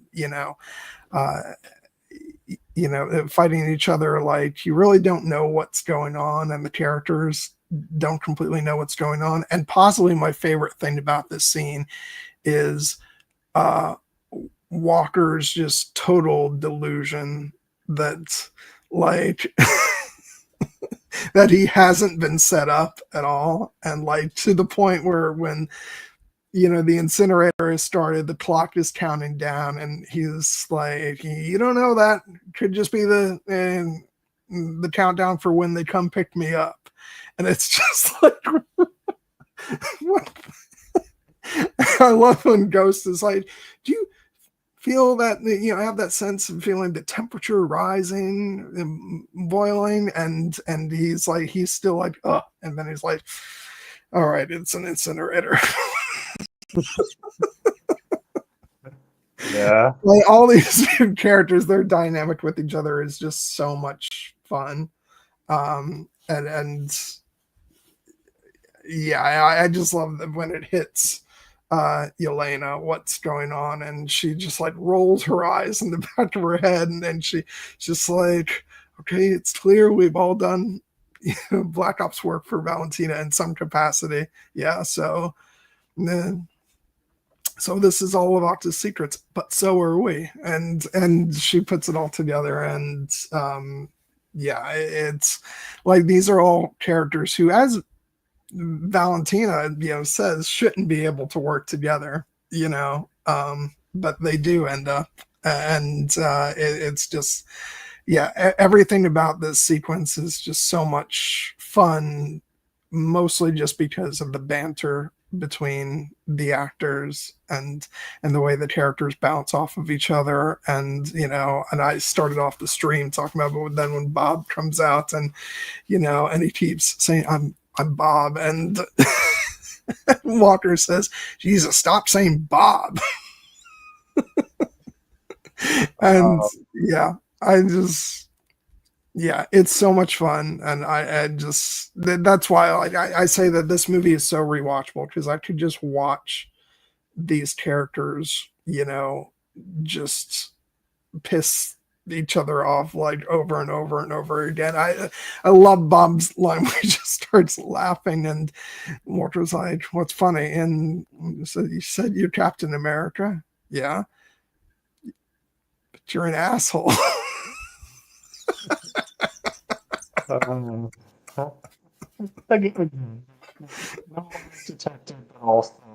I do want to give and introspection is clearly not John Walker's strong suit, but he's working on it. I do really want to talk about the character of Walker, because I'm really impressed with what the MCU has done with him, and also Wyatt Russell's performance. But I do want to, as you said, give kind of the fight scene its due, in the sense that it's a very it's a devious setup that Val has, where she sends Yelena to kill Ghost, but Ghost has been sent to kill Taskmaster, who has been sent to kill John Walker, who has been sent to kill Yelena. And when they're having this kind of four-way fight where they're fending each other off, but they're always still trying to get their original target, it makes it kind of creative and fun, like the scene where Yelena throws the knife at Ghost, who phases it out and catches it, and then throws it at Taskmaster, who deflects it at the shield uses it to deflect it at Walker, and then Walker catches it and then tries to stab Yelena, and you can see her like trying to block it, and just like that's just kind of fun, clever filmmaking. But I do think that one of the things that actually makes it the most effective, and what I wasn't expecting, although if I pay closer attention to the trailers, as I started to notice, hey, it doesn't really look like Taskmaster's in that movie, this movie very much, and then you're like, oh, that's why. Because the movie actually kind of gets a pretty effective shot out of the fact that Ghost does kill Taskmaster, Antonia Dreykov, who was a surprise for me. Apparently, it was a change that they made late in the script process, where they recognized that, hey, because apparently the character of Taskmaster was always supposed to die in the movie, but they recognized that if they did it later in the movie, it might actually paradoxically detract from the kind of the bigger emotional climax that they were trying to build to. So they moved it up earlier in the movie, and also it raises the stakes earlier in the film. The downside to that is that I love, and I'm again gonna try and get her name right, Olga Kurylenko. I love her. She's always so amazing in everything. It's in particular, there's a little known film from a couple years ago that I always rave about, but a lot of people haven't seen, called The Death of Stalin. It's kind of a black comedy, and she's in that. She's great in that. And then she's obviously, I think the thing most people probably recognize her from is Quantum of Solace. She's been in a number of other things. So I was disappointed. I was like, oh, that's a shame. But I understand like why it was done. And it's, it accomplishes what it's supposed to do, which is it just adds the sense of jeopardy, and, that you don't really, any of these characters can go, unless you've seen the trailer and they tend to stick around for most of the movie. But yeah, it's one of those things. It's a shame for I would have liked to see more of the the actor playing her, but I understand. And I mean, obviously, she was in Black Widow. She was kind of a big surprise reveal of the character in that movie. That not only Yeah. that who it was, but that she was, Dreykov's daughter, and that Natasha and Yelena, had this connection to her. And I do think that even though, as you said, it's a sudden death. It's probably, not every character is going to get a Tony Stark level send off in these movies. But I actually think that this movie, that it does actually serve kind of a thematic point for this movie, because when they, when Ghost, who killed, Antonia, and did so just because it was a job, not because she had anything against her, asked Yelena about her, later. And she's basically like, so that woman that I killed, you knew her. And, I actually think Yelena's, kind of brief, but like really kind of fitting, acknowledgement of like, yeah, she had a tough life. She killed a lot of people and then she got killed. Same as us someday. And well, even though that's not like a great, like orate or orator about like, the terrible life that Antonia Dreykov lived, it is very potent because it does apply to all these characters. That could have been any one of them. And because they all, have had hard lives, they all have killed a lot of people, and any one of them could have ended up dead in that bunker. And it just happened to be Antonia.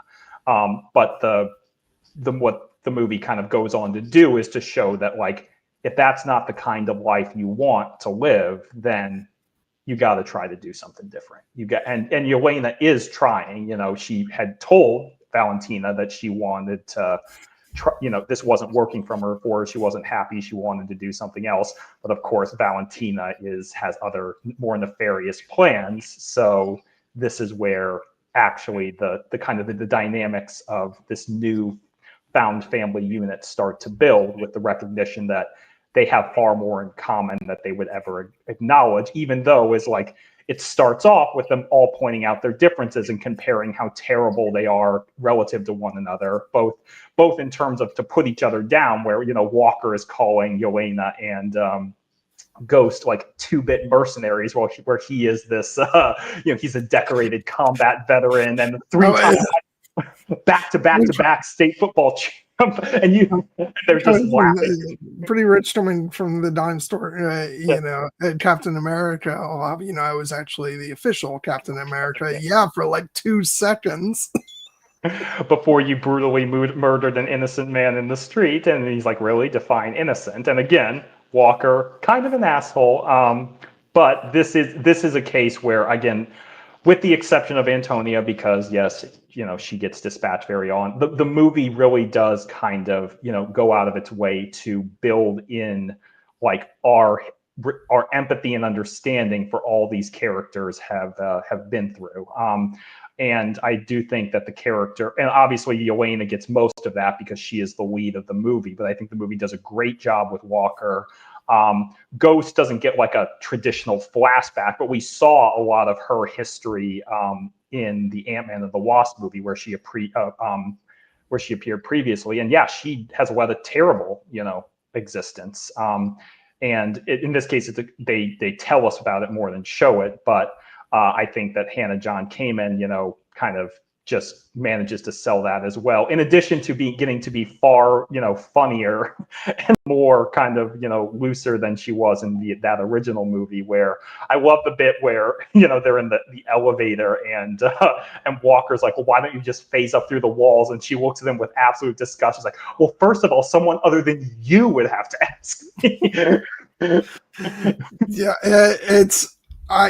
it's so great to like, and yeah, she probably gets like, aside from I guess Taskmaster, but she probably gets the least amount of time to like sort of, she doesn't get as much of a sort of arc and like delving into like her personal story as the other characters do, but I think she absolutely makes the most of the time she has on screen and in the script, and I think she's absolutely fantastic. I loved her in this. Just like so many of, you mentioned her reaction to that, but like just so many of her reaction shots, like, and when Lexi says, "Oh, by the way, I forgot to mention, don't drink the big gulp back there." The disgusted look on her face as she looks down at, like, yeah, like every single second she is on screen, she's making the most of it. Great facial expressions, and also I think that her dynamic with Walker is awesome, but especially I think just the fact that she has these moments where we get to see that she, like, because one of the things in her in the Ant-Man and the Wasp movie was the fact that she really wasn't in control of her power. She was just trying to survive, but she was like, it was kind of torture for her because she was basically always on the verge of like disintegrating. And in this case, she's actually managed to learn how to control it a little bit more. But again, it's the idea of like, well, what are you going to do with this incredible power of yours? In her case, she has, spent all of her life in lab prisons being experimented on. And this seems to be the only life that she either knows or thinks she's fit for. But like all of the other characters, there can be more if you're only willing to open your eyes to it. So, yeah, as you said, I'm looking forward to seeing more of her going forward, just because I think that Hannah John-Kamen is one of those actors who really can do more with the character when she's given a chance. And it always makes me happy. I will always remember her as a Game of Thrones alum because she was in season 6 as Ornella, one of the Khaleesi's in Bias Dothrak. So. Also, I want to call out the fact that she gave a vocal performance in The Dark Crystal Age of Resistance, playing the character of Naya, who is actually the main character in the YA book series. That is kind of like, it's interconnected with the show, where it's kind of, but it's slightly different, but it's also like overlapping with certain things that the show does. And so she has a role in the television show too, but it's not the central role that it is in the books. But I recognized her voice from that, and I was pretty excited when she was announced to be in Marvel. So yeah, definitely an alumni of a lot of properties that we love. Yeah, let's talk about John Walker.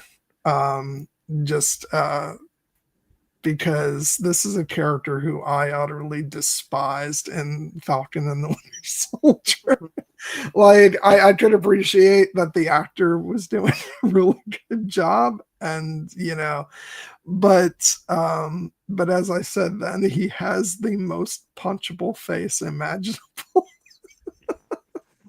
Sorry. The facial hair helps. He had, his face felt less punchable in this than in Falcon and the Winter Soldier, and he gets taken down a peg in this. Where, like, he's I feel like in Falcon and the Winter Soldier he thinks he's the coolest guy, and he's still trying to feel like he probably still thinks he is in this, but it's like, we get him shown being a real buffoon in a lot of ways, which makes his character fun. And but then also, there's a lot of pathos and like emotional turmoil, and and so I really felt for his character. And so he's gone from being one of my least favorite characters to one of my favorite. And the fact that I say least favorite, that is not a mark against Wyatt Russell. Like I said, he did an absolutely fantastic job with this character in Falcon and the Winter Soldier as he is in this, but I really did not like this character. and now I love him. So yeah, and I'm just so happy that, like, and I'm just imagining I I'm just imagining. Oh God, what's his name? Oh God, what's Falcon's real name? Original Falcon, Sam Wilson, Sam or Wilson. Yeah, yeah, and he's Captain America now. Yeah, I was just looking for his name. Um, yeah, I'm just imagining Sam, uh, like his reaction upon hearing that that Walker is an Avenger. Just like I feel like that has to be the thing that like pisses him off more than anything, and then that's where all this like anger that gets alluded to in the post-credit scene is coming from, because because that's like he's got to feel like that is such a like an insult. And I cannot wait to see those two playing off of each other in Doomsday. If that happens, which it's got to happen. But yeah, but no, I love him in this, and uh, one of my favorite reaction shots from him is this right. Oh, I how can you not love a guy? That's when Ghost like goes off or just disappears. And yeah, no, he's great. And like and I'm really impressed that a character could like you know that Wyatt Russell could take this character from being someone who is just so, in my opinion, loathsome, into just being this guy who you're really rooting for, and you feel sorry for, in spite of some of the awful stuff he's done. No, I mean, I've been really, really impressed with Wyatt Russell from the moment he showed up in the MCU. But I acknowledge that yes, he was hard. He's hard to like in the Falcon and the Winter Soldier by design. It always amuses me when you talk about him having such a punchable face, because there was an MCU podcast I listened to briefly called the Avengers podcast, and one of the hosts there used the word, the German word, because the Germans have a word for everything that I will probably not pronounce correctly, but the word is Backpfeifengesicht, which is a face that is inviting a punch, and she used it in describing Walker, and I'm like, I get what you're doing.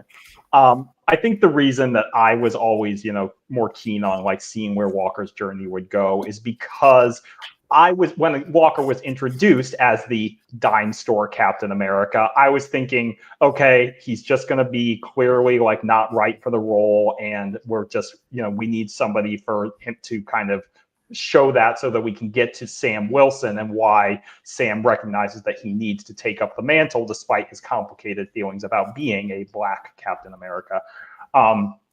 Because Walker does look the part. He is the kind of person that the U.S. government would pick to be Captain America, because he's a decorated combat veteran. And he also, what other part he looks right for is the old man from Up.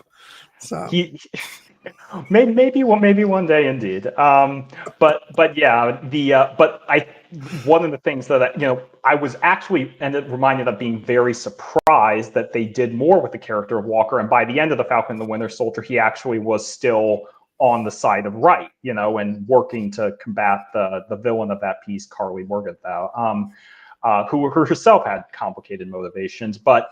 The scene that really had sold me on him in the Falcon and the Winter Soldier was the scene after he has committed, murder of that foreign national who he thought had killed his best friend, and has been taken to task and and is being dishonorably discharged and stripped of his title by the U.S. government. And we just see the kind of the anger and the betrayal and the rage that's in his eyes in the aftermath of that. and we get the sense of him talking about everything that he gave for his country. And it really dawned on me in that moment that, like, this is a character who clearly, you know, even though he looks the part and as he said, has been in every war-torn country on the planet and rescued countless hostages and been acclaimed for it, this is a character who clearly was suffering from PTSD from doing all that. And for that reason, he probably never should have been chosen as Captain America, but they put that mantle on him, and then he tried to live up to it in the best way he knew how.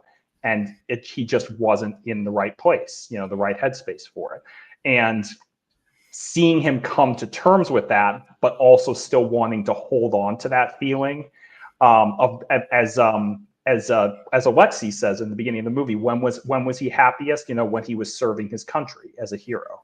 And I think that even though Walker's bluster about, you know, having like shaken the hand of 2 U.S. presidents and everything is meant to be, you know, kind of comedic, it is clear that, like, even though this life of being, you know, this, you know, soldier has, you know, hollowed him out and left him, you know, with some unresolved trauma, it's also all he knows. It's how he defines himself.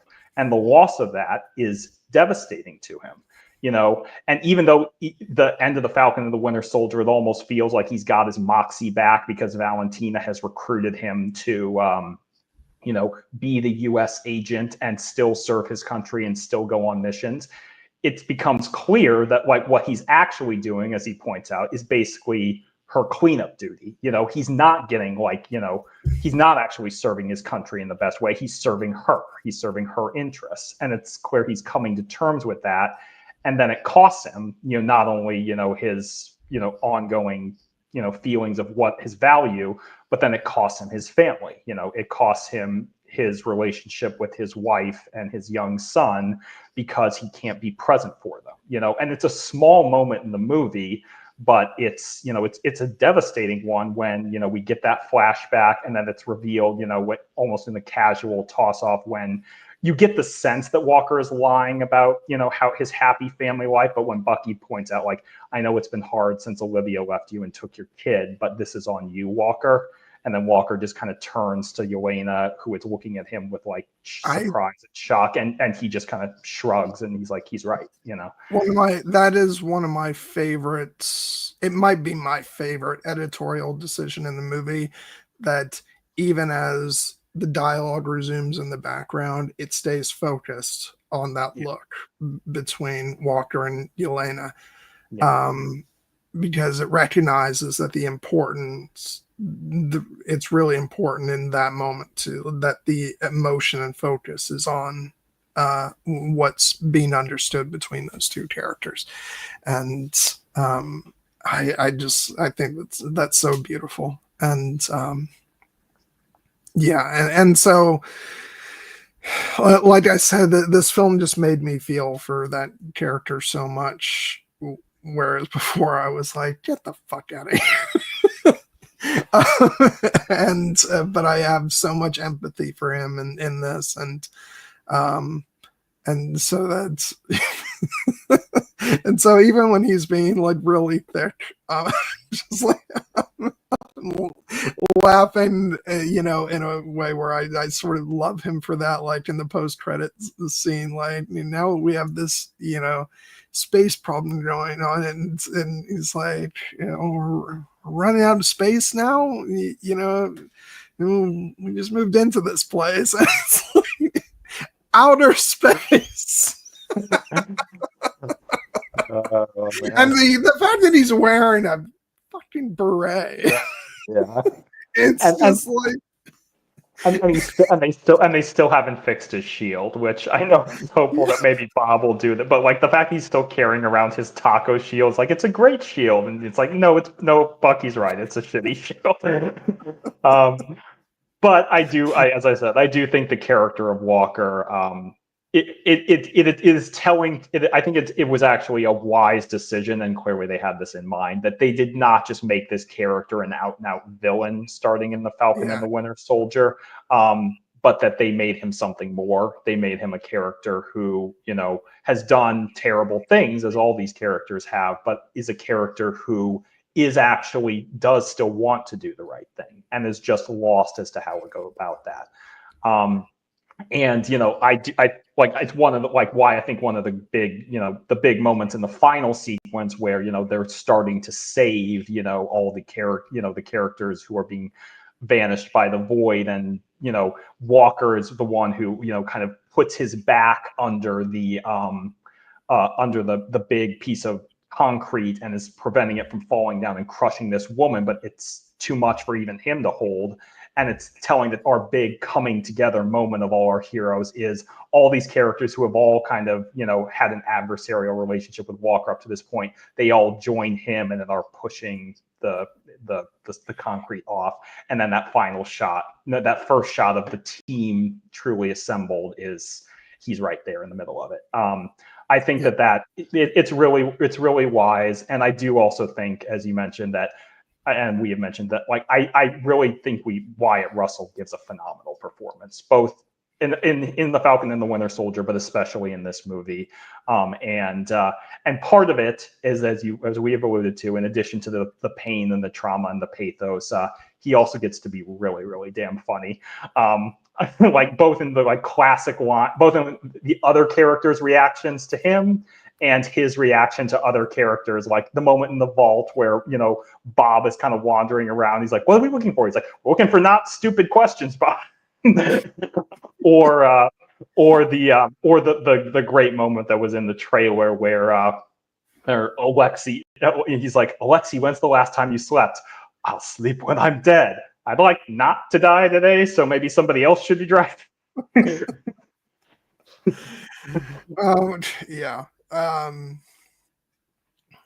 Yeah, and I will, like, I also want to acknowledge that, like, a big part of the reason why, like, by design, you're not supposed to like him in Falcon and the Winter Soldier is because he's basically put up as the embodiment of, like, that Steve Rogers is everything that he's not in that show. And and it's I actually remember saying to Steb when we were discussing the show, it's like, kind of talking about the way I viewed sort of my sort of lack of an emotional investment in certain characters.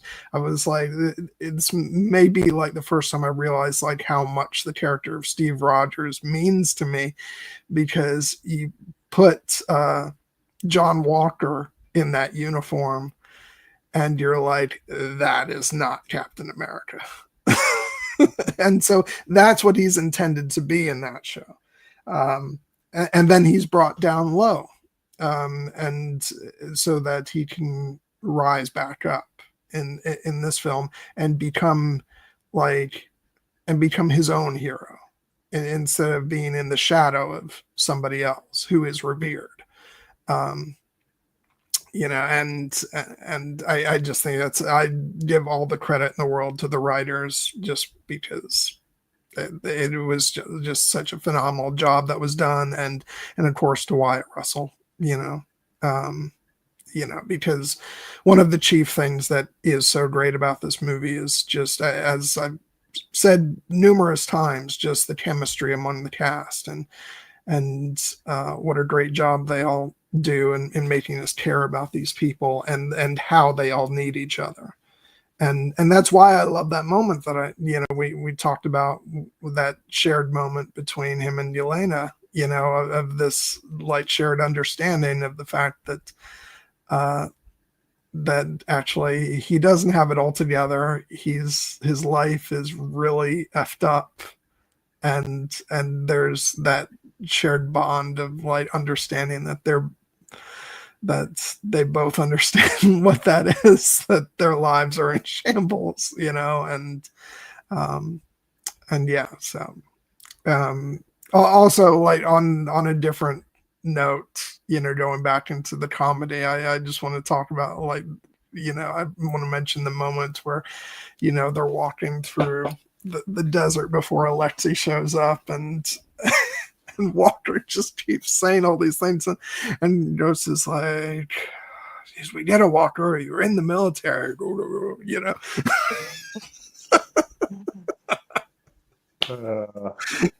Which again, speaking for the audience, because he keeps saying all these things that are just so meant to like show that he's a military man. I made a tactical decision, and all of a sudden, finally, she's just like, "All right, cut the shit." But yeah, I really loved him, and as I've been saying, like that for me is a lot, because I did not like his character at all beforehand.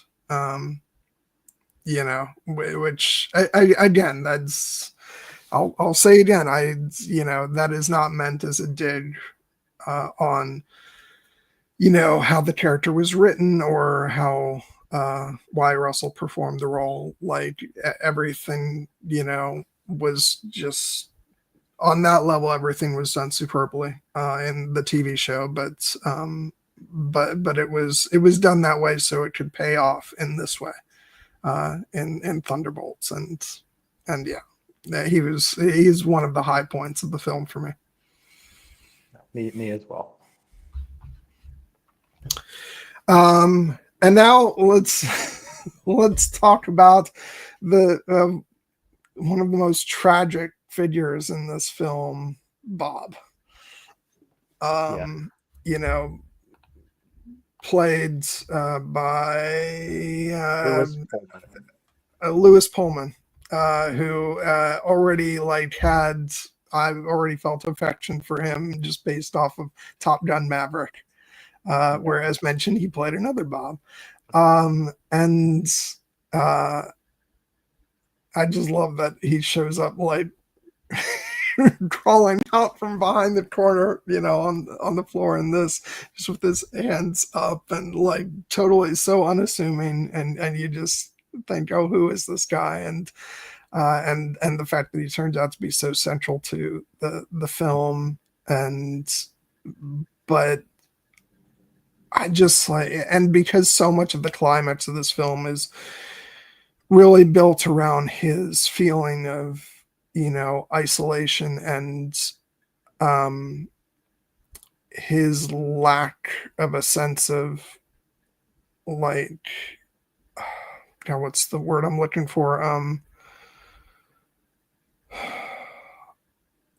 Just feeling that he's worthless, and that like his biggest moment of shame is thinking that he could be anything more than nothing, which is such an identifiable thing. And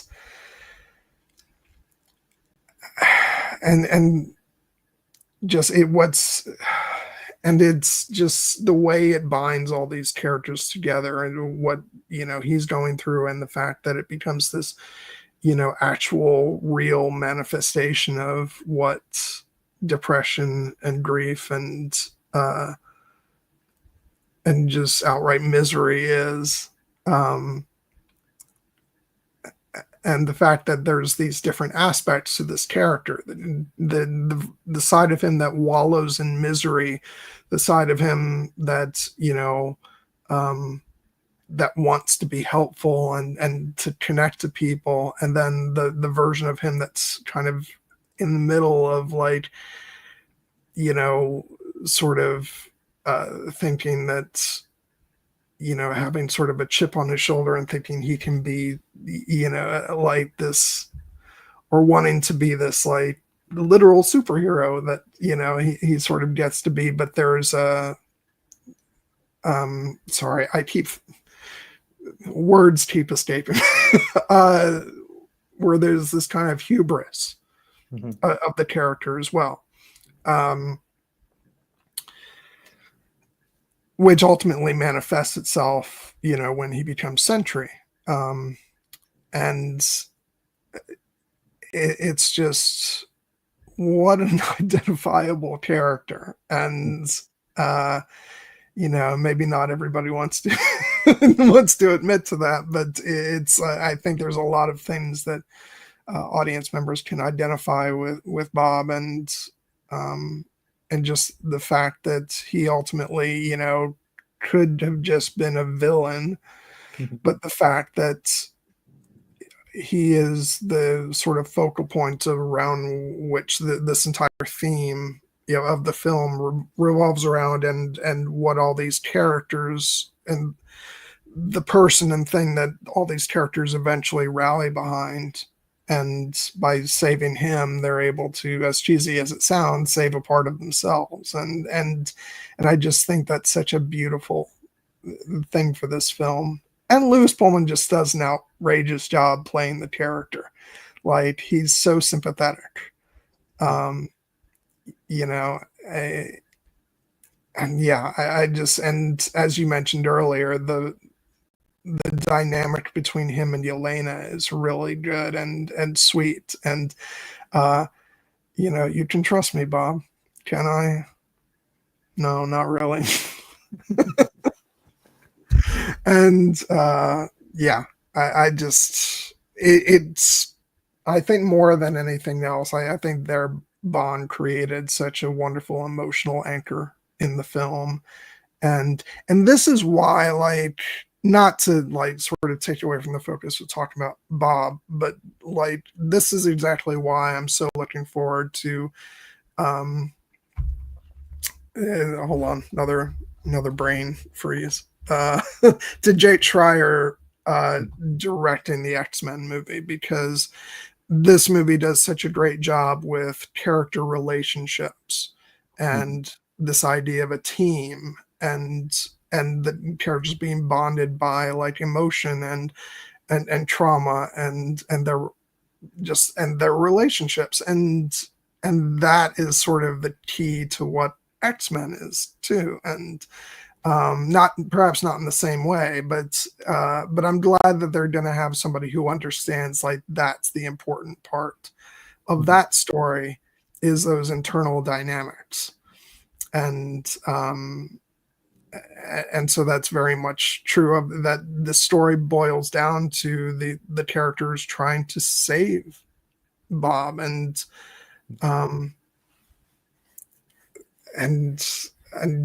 it's just, I thought it was just a really emotional focal point for the movie. And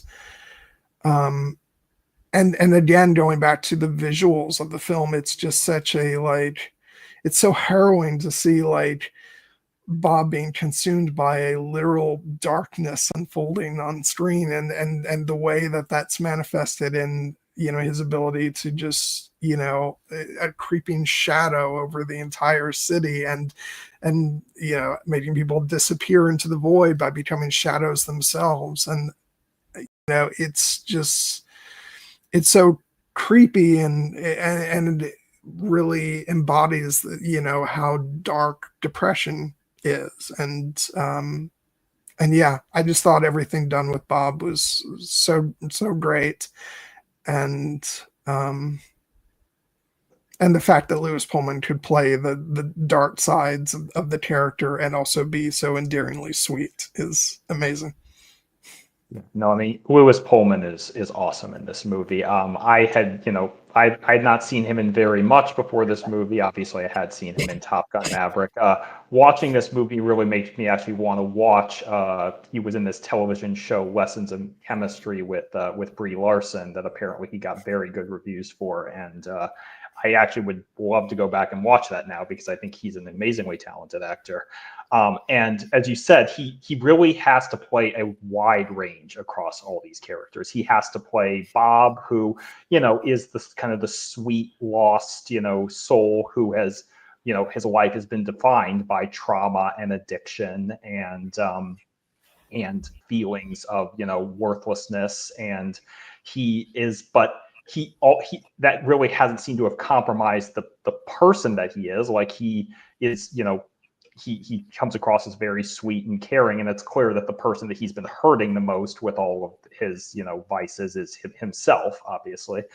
But he does have that darker side to him.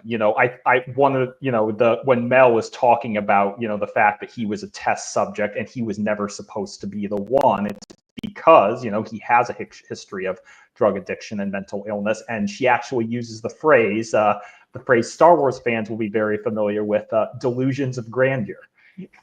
which I enjoyed. But actually, I think that's the side that comes out of him with when he becomes Sentry, and that is what Valentina actually plays on to get him to do her bidding. And then of course there's the fact that like that those dilute once he has a taste of real power, it almost immediately overcomes him. And he's right to kind of be very suspicious of Valentina, but like when he is, he almost very quickly accommodates to the idea that he is this godlike being. And when she's like, I think you're throwing the word around the word God a little bit literally, he's like, well, you said I'm stronger than the entire team of Avengers, which includes at least one god. So, and then just the way he's looking at her, and she's like, oh shit.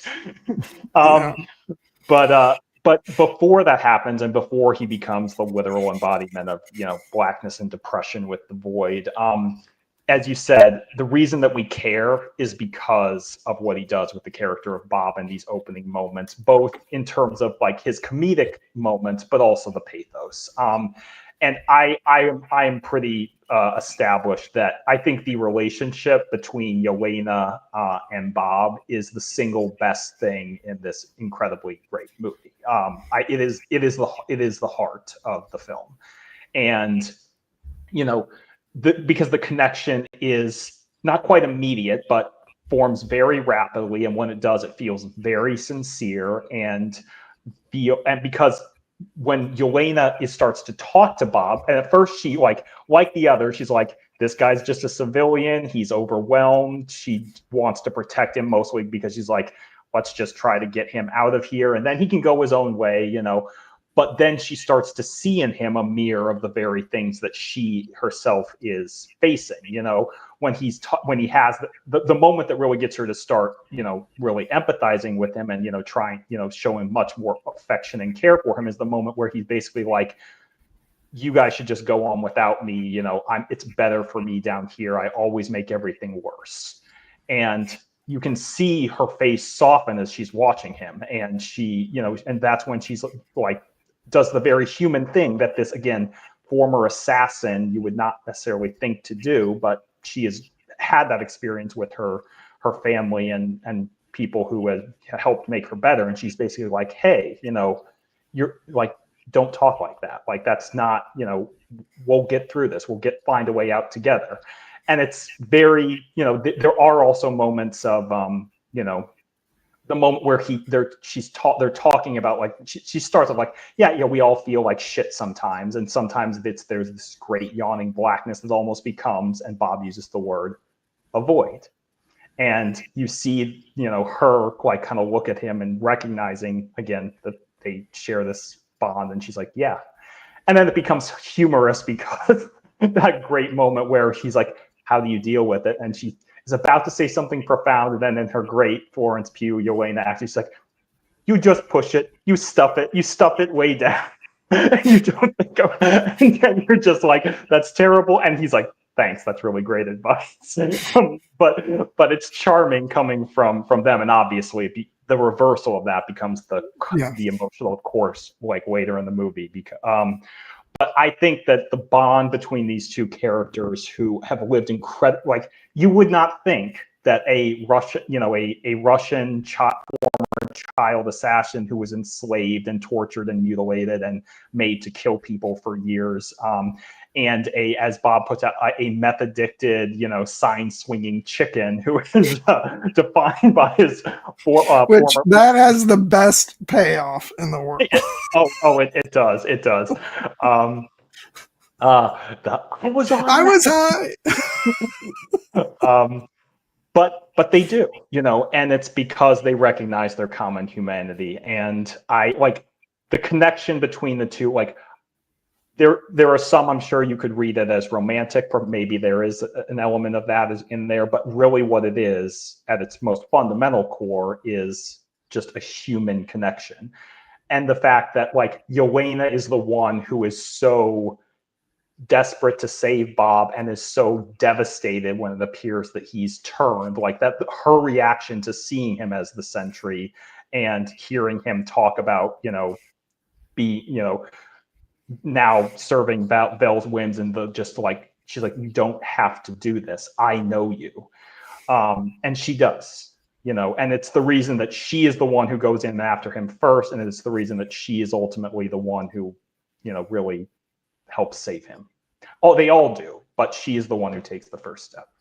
Yeah. And although when he comes out as the sentry and everything's so heavy and like everybody's having these sort of odd and frightened reactions, and then Ghost is just like, did you dye your hair? Yeah. Oh god.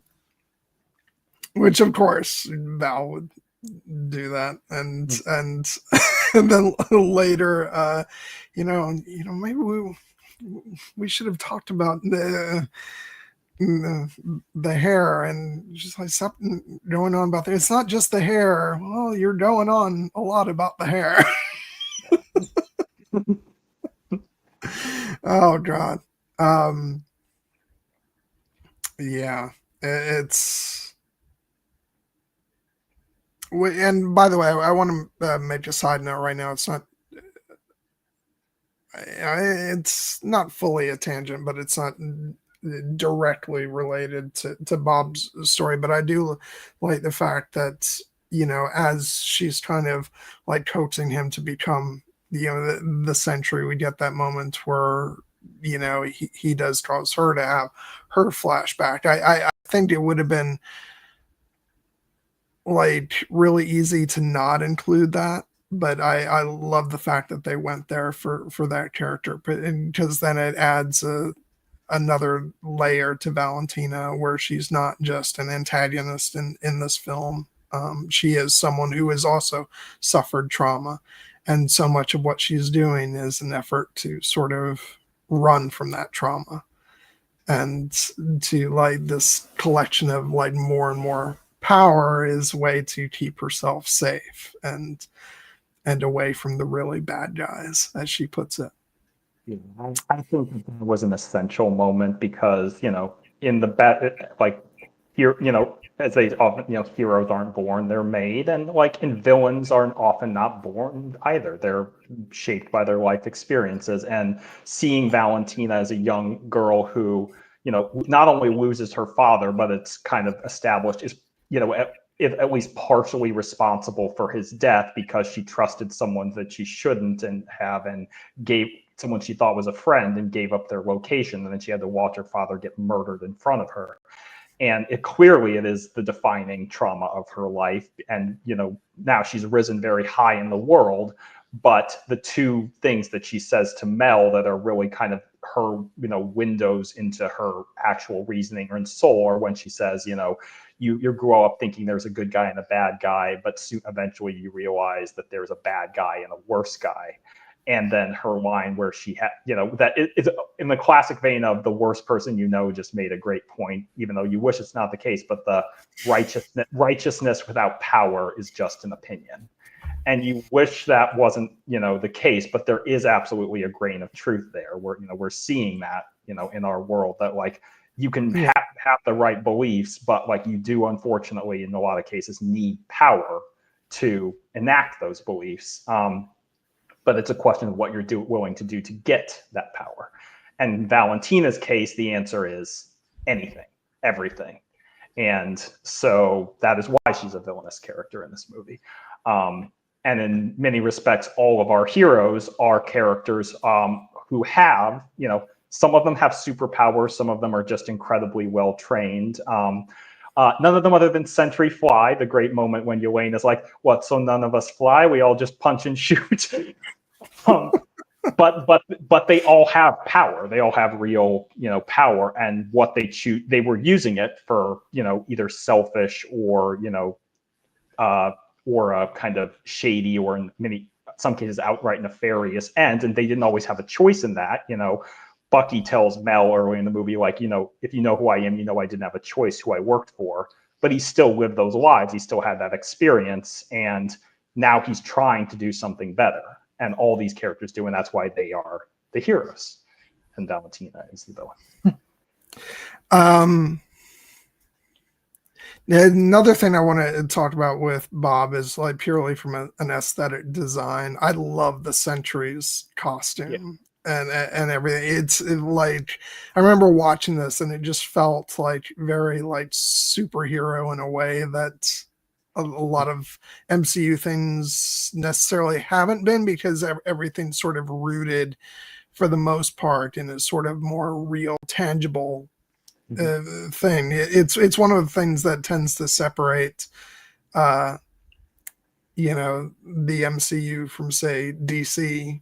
Where you have very sort of classical heroes in DC, whereas things in the MCU have been, the MCU itself more so than even the comics has been rooted in like this being in the real world. So like Iron Man's costume is very like rooted in true world mechanics, or at least it starts off that way, and then you get into nanotechnology and all that and it gets a bit fancier.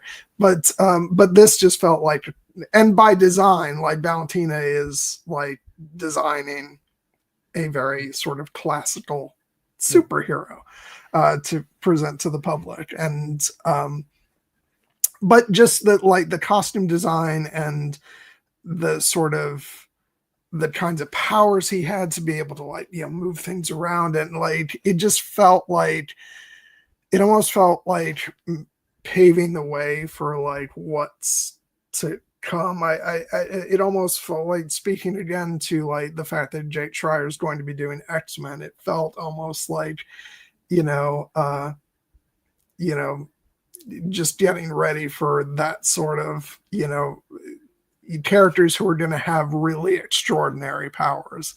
Um, and it's what I really loved about Sentry, even though like he was obviously doing, bad things to characters we like. But I just thought it was really cool. I just loved the costume and loved the sort of visual execution of like Sentry's powers and stuff. I thought it was all really well done. Yeah, the costume designer, Sandra Milkovic Hayes, she had talked about in one of the behind the scenes featurettes that like this Sentry's costume comes directly from the comics, and it is classically bright gold, and they were a little bit worried about that because they're like, gold can be a hard color to pull off in live action without looking silly. But I think it works, one, because they do manage to make it look classic while also still making it look real. But also, as the point, and this is a case of where, like, had this movie been made at the beginning of the MCU, they might have tried to tone it down a little bit. But in this case, it actually, the ostentatiousness of it is part of the design. Valentina is not just creating a superhero, she's creating a market-tested superhero. And that's why he's got to be, blonde hair, gold suit, classic, hero.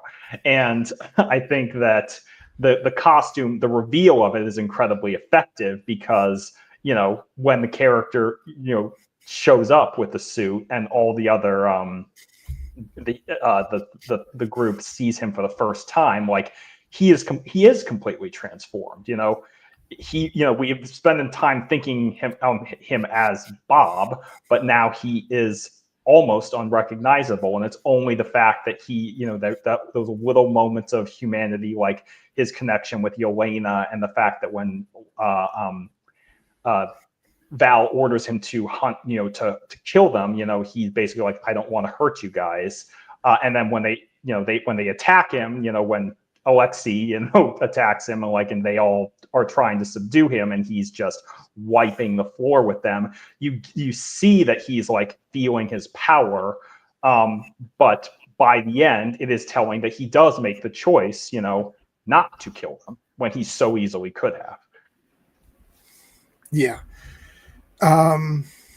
Yeah, I will say also, like, you mentioned that they might have toned down the costume, if this was the early days of the MCU. And it's for that reason that I'm actually kind of like, I'm sort of retroactively now glad that the X-Men are coming in now, because they're going to really get to sort of go to town with doing like, those costumes justice, because like the X-Men costumes can be pretty, pretty like unabashedly comic booky, hence the whole history with the yellow spandex, but yeah, I am really looking forward to what they do with that, because I do think it's going to feel like a whole new era of the X-Men on film. As much as I obviously love the Fox era, I think one of the things that they're intentionally going to do with the MCU version of the X-Men is move pretty far away from that and do something that's wholly unique. So it'll be interesting to see that. Let's see if they can finally give us like a true like on-screen Cyclops costume that is, I obviously my dream would be for them to pull straight from the Jim Lee designs that were used in the animated series, but also I have a feeling like because that territory has been done, they might go elsewhere with it. Maybe they'll go with something inspired more by the classical designs of like the original costumes. But we'll see. Anyway, the point being, I love what they did with that. I thought it looked really good. And then it was like, and then when when Valentina takes Bob out, and tries to kill him, and then the whole thing with the void taking over Bob, like the blackness, which we didn't talk about the very, very, very opening of the film, which is the Marvel logo being overrun by the void, which was just such a great subversion of the classic Marvel logo. And also I was really happy to see that they used like actual like comic book images from Thunderbolts, in that. I always feel like the more unique a movie makes that opening Marvel logo, the better for me, because I've never liked when they just stick with like a standard one. I always like when they try to make it unique. But yeah, that whole thing with like Bob being consumed by the void, and like his representation as the void is just, it's just so frightening. And this goes back to like how important like the treatment of like the colors and the richness of the blacks in this movie, I think, were just really important to executing this character, because you need to feel like this character is a literal void.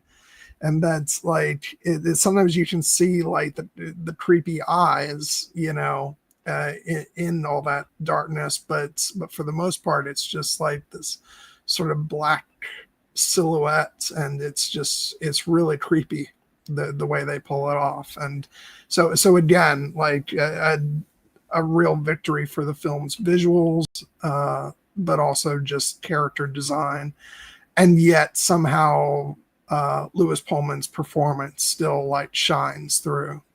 Mm-hmm. No, you see his physicality. You hear his voice, but he is once again almost completely transformed, and it's a very effective, like leveling up for the character that effectively happens twice, because Bob seems completely defenseless, and we quickly realize he's not when he takes 100 bullets and then stands up.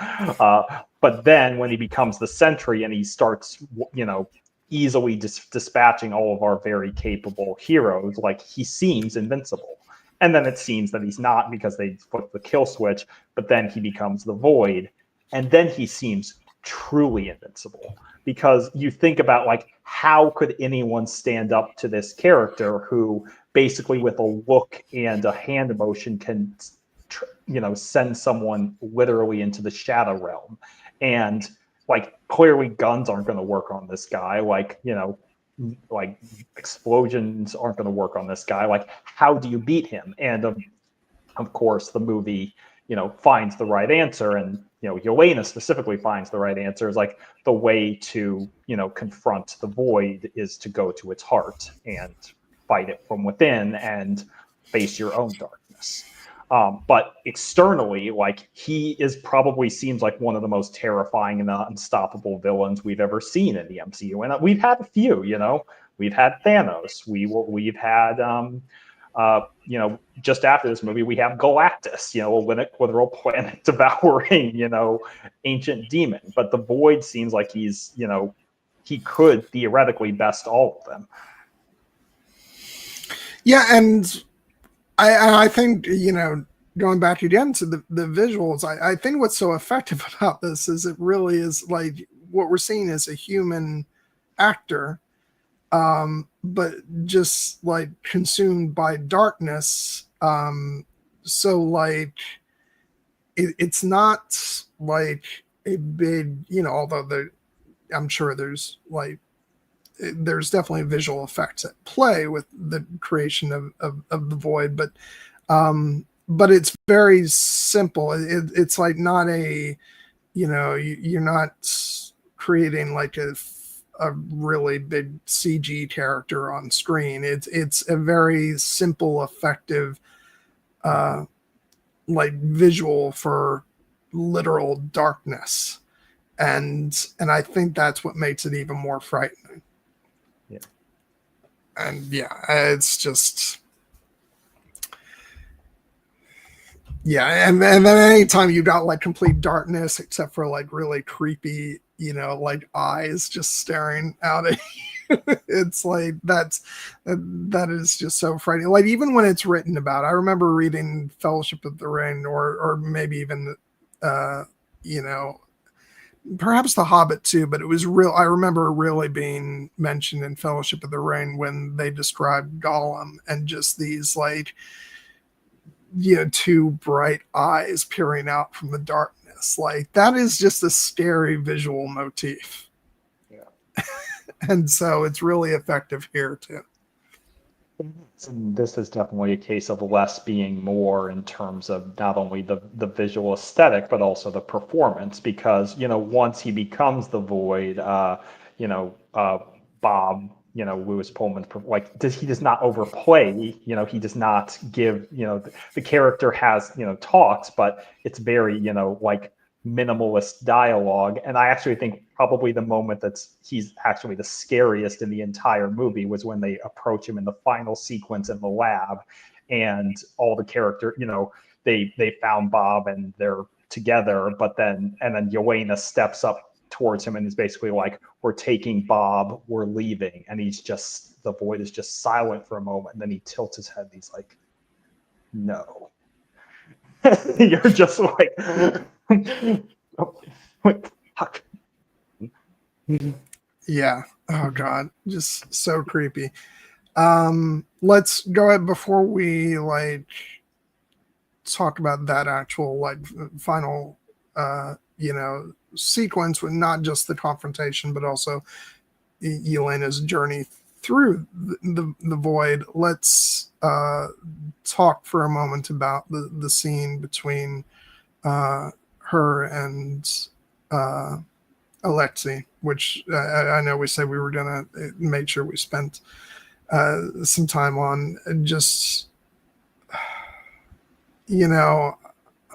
I don't know, maybe it's just something about like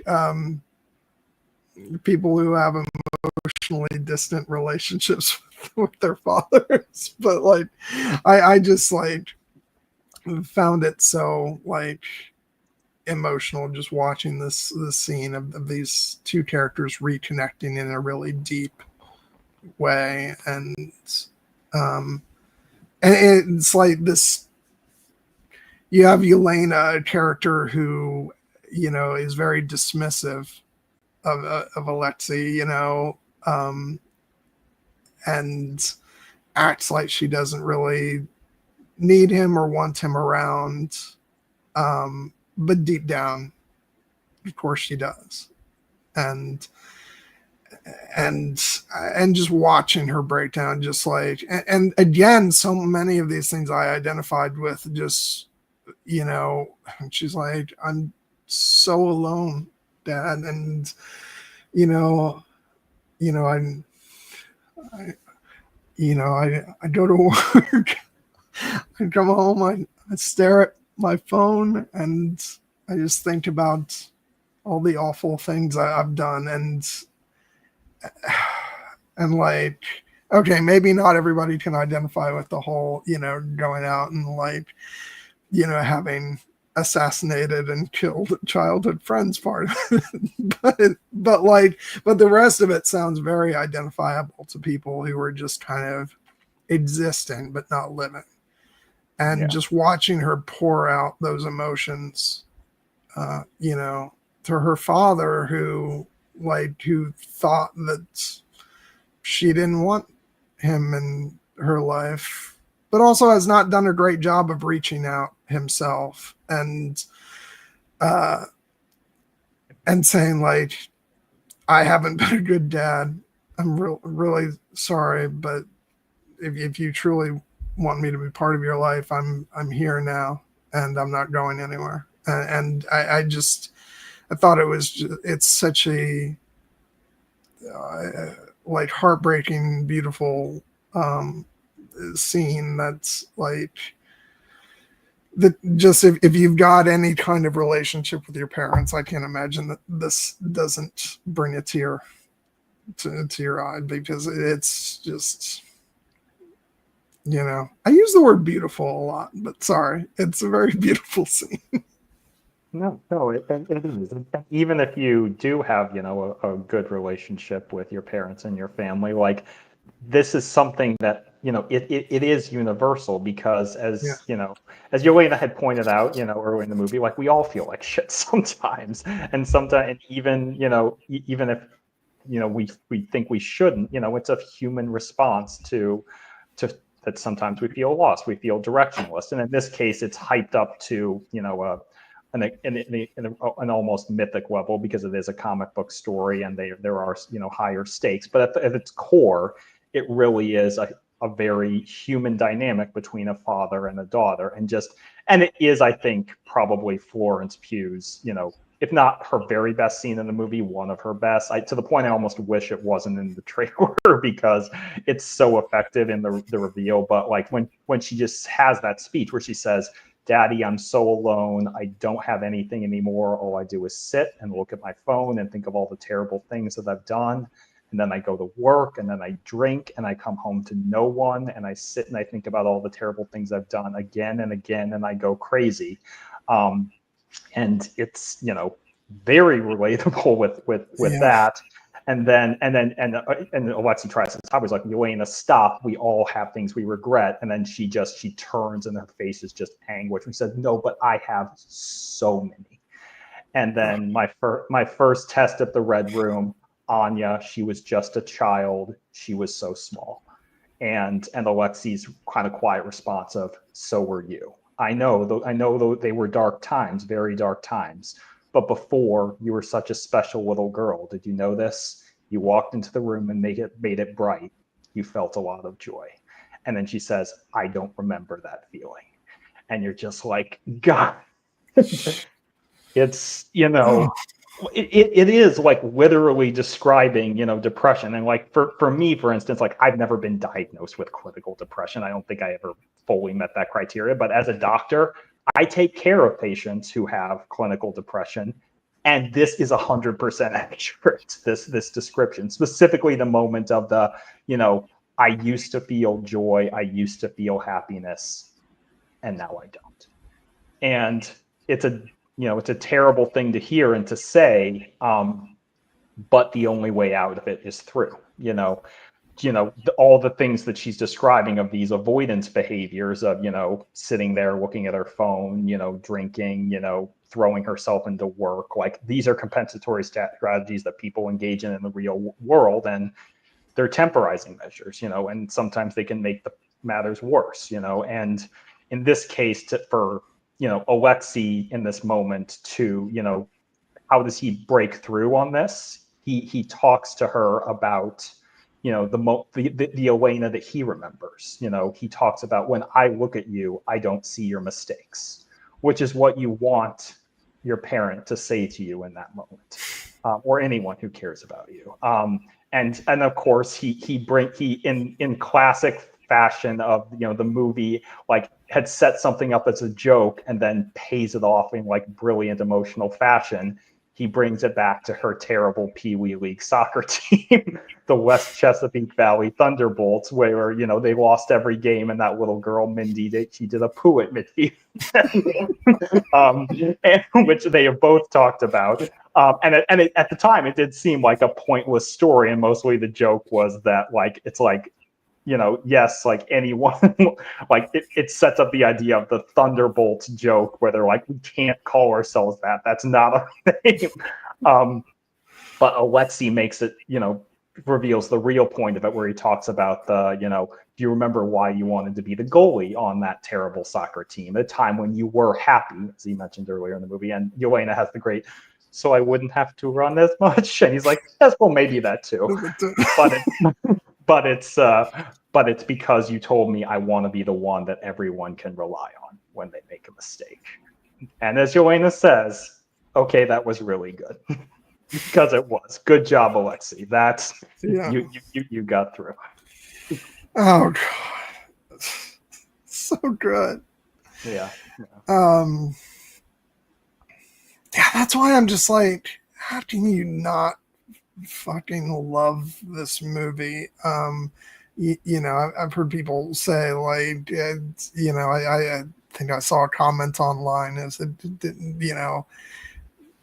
the movie didn't feel much of a Marvel event. I'm like, not everything has to have end of the world states, although this movie, like, the world is in danger of ending, but like, what makes this film so rich is just the emotional story between these characters. And like, just, I will take this scene between Yelena and Alexei, over 100 big end of the world, let's defeat Thanos. And I love that stuff's great, but just like, this is where it's at for me. And I love this sequence so much. And then, and then the action and mayhem comes back, or the darkness and mayhem rather. And as, Bob as the Void is just consuming everything in darkness, Yelena decides that she's going to go in and try to save him. And this is, again, like, we're talking about a climax of like summer comic book movie is these characters sort of dealing with their trauma in a very like visual and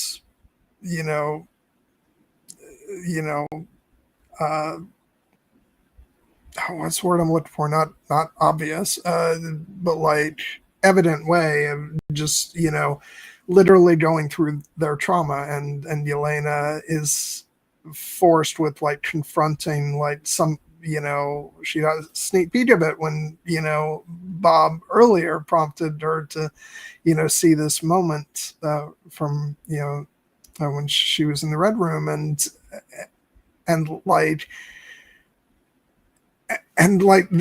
this is when the movie really started to hammer home for me, like this idea of like these things in our past that we like feel shame about and feel like they're always, like, especially for, people who do struggle with depression and sort of obsessively like dwelling over these things that haunt you.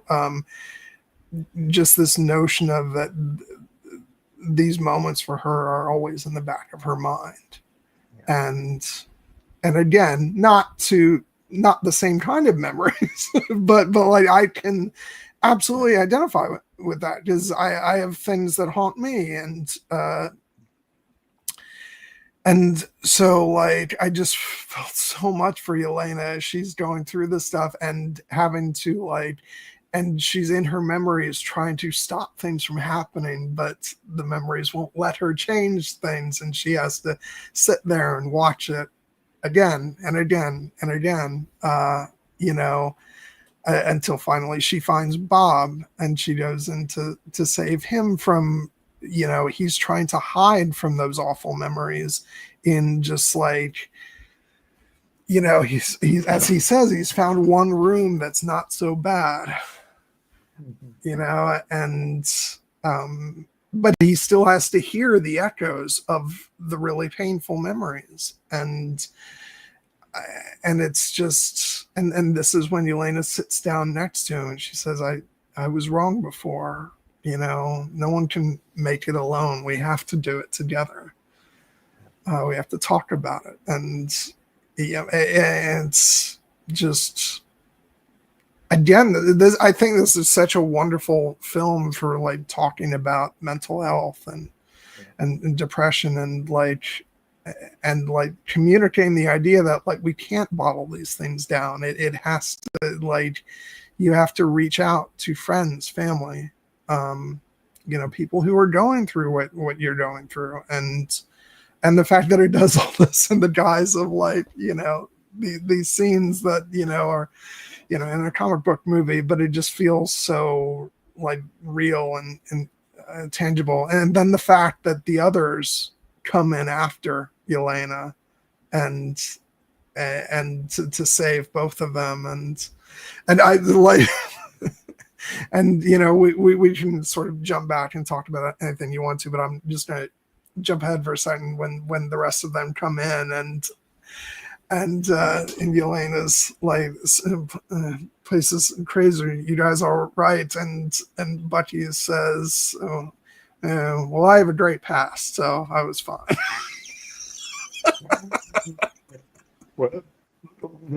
It's one of the funniest moments in the movie, because even though we don't see it, like, we've been on a journey with one James Buchanan Barnes, the Winter Soldier, through, like over a decade of his story at this point, and you're basically like, I think we've seen a lot of the terrible shit that he probably went through when he was going through those rooms. And so the movie gets to play it off where he's like, oh yeah, I have a great past, so I'm fine. Yeah, everyone's just like, they understand. They all understand. But yeah, I mean, like, this is such an ingeniously crafted sequence, both with just the idea of the interconnected, rooms of shame where you have to relive, your worst memories, your worst regrets, and they play over and over and over in front of you, and you can't change anything. And even if you try, the memory will physically not let you. It'll just, start over again, because it happened in the past and it can't be changed. And then the idea that you escape from that and you find yourself in yet another one, and sometimes they're even worse than the one that was before. And it's understandable that you would get to where Bob was, and he would just like, I'm going to find the least bad place and I'm just going to stay here. And everything else, he's like, you can't fight it. And he's right in the sense that, you can't punch your way out of this one, although he tries. It's that he, it's what Yelena tells him, like when earlier in the movie she had the line about like, you just stuff it down, you push it down, and you just, like you try not to think about it. That is what Bob is essentially doing here, and you get why he's doing it, but and Yelena has been there herself, but it's why. What I actually think that, when I say like, I'm not sure which is Yelena's, Florence Pugh's best scene in the movie, the scene with Alexei or this scene, because when she, sits down next to Bob and takes his hand and says, what I said to you was wrong, Bob. You can't stuff it down. You can't hold it in all alone. No one can. We have to let it out. We have to spend it time together. And even if it doesn't make the emptiness go away, I promise it will feel lighter. And he asks her, how do you know? And she just smiles and says, because it already has for me. And that was a moment where I got a little bit teared up, and I was just like, goddamn Florence Pugh, you are amazing. Yeah. And it's a beautifully written scene as well. Shout out to the screenwriters, Eric Pearson and Joanna Kahlo. We can give them more love later, but like, this is a just one of the best written Marvel movies, I think, ever. Yeah. Oh God. But yeah, I think that you get that moment and it feels like a small victory, and then, you know, because she convinces Bob to try and leave with her, and then his subconscious starts fighting back, and they're getting overwhelmed, and then of course the rest of them come in. The rest of them, that they were scared to go in because, like, there was that moment when, after Yelena has gone into the void, the rest of them are kind of regrouping, and Ghost says she's going to go in after, and Bucky's like, what if she's gone? What if she's dead? And Walker is the one who's like, no, I actually think she's right. I think she has a point. And then they make the decision to go together. And they all have to, I'm sure, fight their own individual battles as they're making their way through those rooms. But then they link up together in the center, and it does feel like a truly triumphant moment, even though they're not quite out of it yet. Yeah. And so then Yelena says, "Well, you said this was the least worst room, so take us to the worst." And so we go through a couple more of Bob's memories, and which, by the way, I do want to make a special note of the glimpse we get of his childhood with his mother and father, and his mother's phrase, "You always make things worse," and then that really recontextualizes when you go back earlier in the film, when the couple of times that when Bob says, "Always make things worse," and it's just, oh God. But yeah, we go through a couple more things, and another traumatic encounter with his father. Then when he's a high ass chicken wielding a sign, and yeah, which is hilarious. But then the revelation that his greatest moment of shame is thinking that he could be more. And we're brought right back to the beginning of the film, which that is one of the creepiest things to me, is that then when you go back and watch the film again and you notice those shadows against the wall, and it's one of those things that you might take note of and be like, what's that? That's weird. But you don't really know the full meaning behind it until you get to the end of the film. And yeah. And this scene is just so like emotional on so many levels for me. Just the different phases that it goes through, with like the void, like Bob confronting himself as the void, confronting that part of himself, and like, the void's saying, you thought you could actually be a hero, be something, and then to when Bob actually, starts overpowering him, but it's just feeding into exactly what the void wants, and that it's feeding into that darkness, and so the others have to come and save him, and let him know that he's not alone, that they're there for him. And yeah, I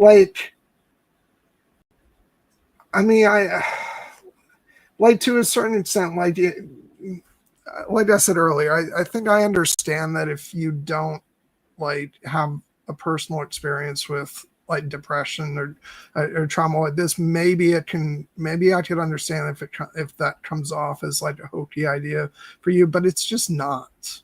It's really profound, and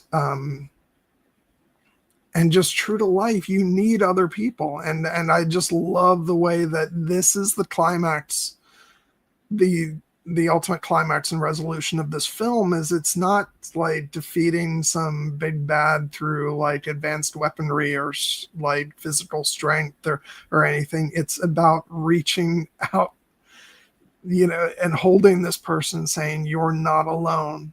We're here for you. And that is how they defeat the evil of this film. And it makes it one of my favorites, like,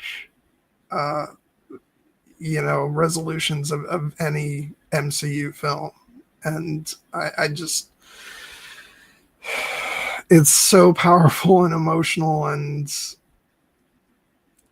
just great.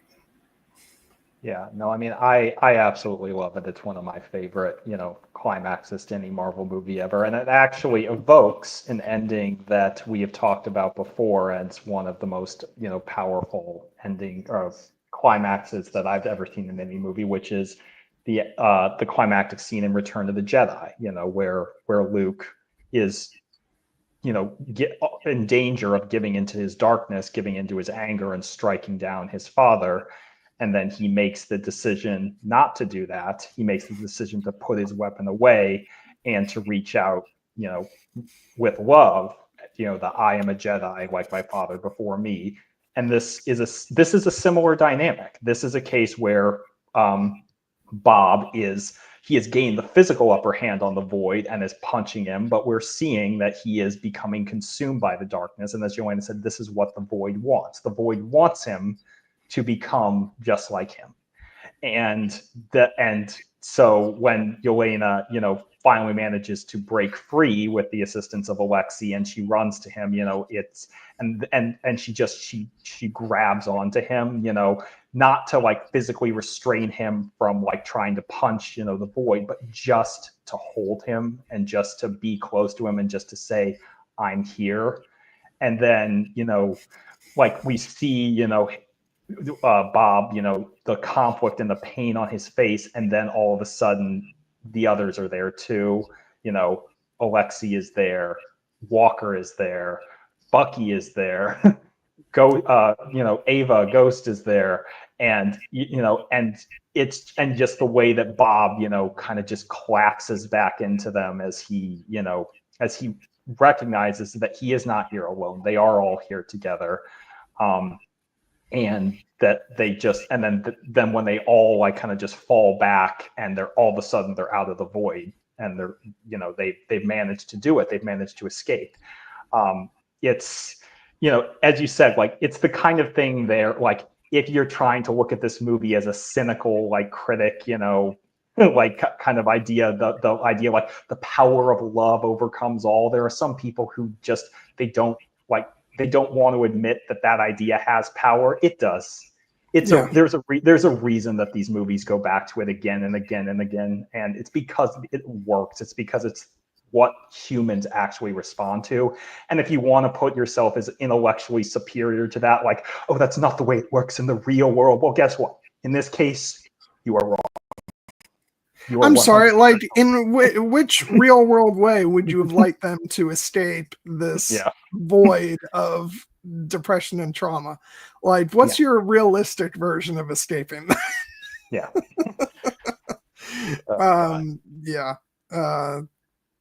I have no time for that. It's I just love the way this movie resolves. And I will say, like, my one thing that I'm like, I'm perfectly fine with it. Like, it's not, but I just found it funny. It's funny to me, the fact that when Bob comes out of the void, he's got his dark hair back.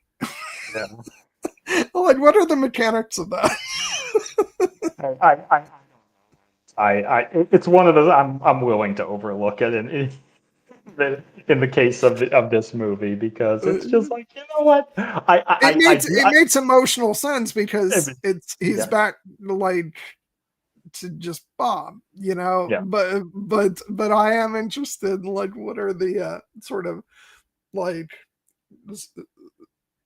mechanical cosmic like ways that actually happens. It's just I just think it's funny. And so and so everything, Bob's like temporarily lost his memories, and he's like, Walter's like, you're really good in there, Bob. Thanks. In where? It's a way to lighten the mood a bit, for the end of the film. And then this is when we get the great moments of them like going after, Valentina, but she's got a whole setup in mind, and I just love the shocked expression on their faces, and they come out the other side and see the press conference, and then what possibly my favorite reaction shot of the entire movie is when she announces them as the new Avengers, and the look on Alexi's face, this mixture of shock and utter joy. Like he is on cloud nine in that moment.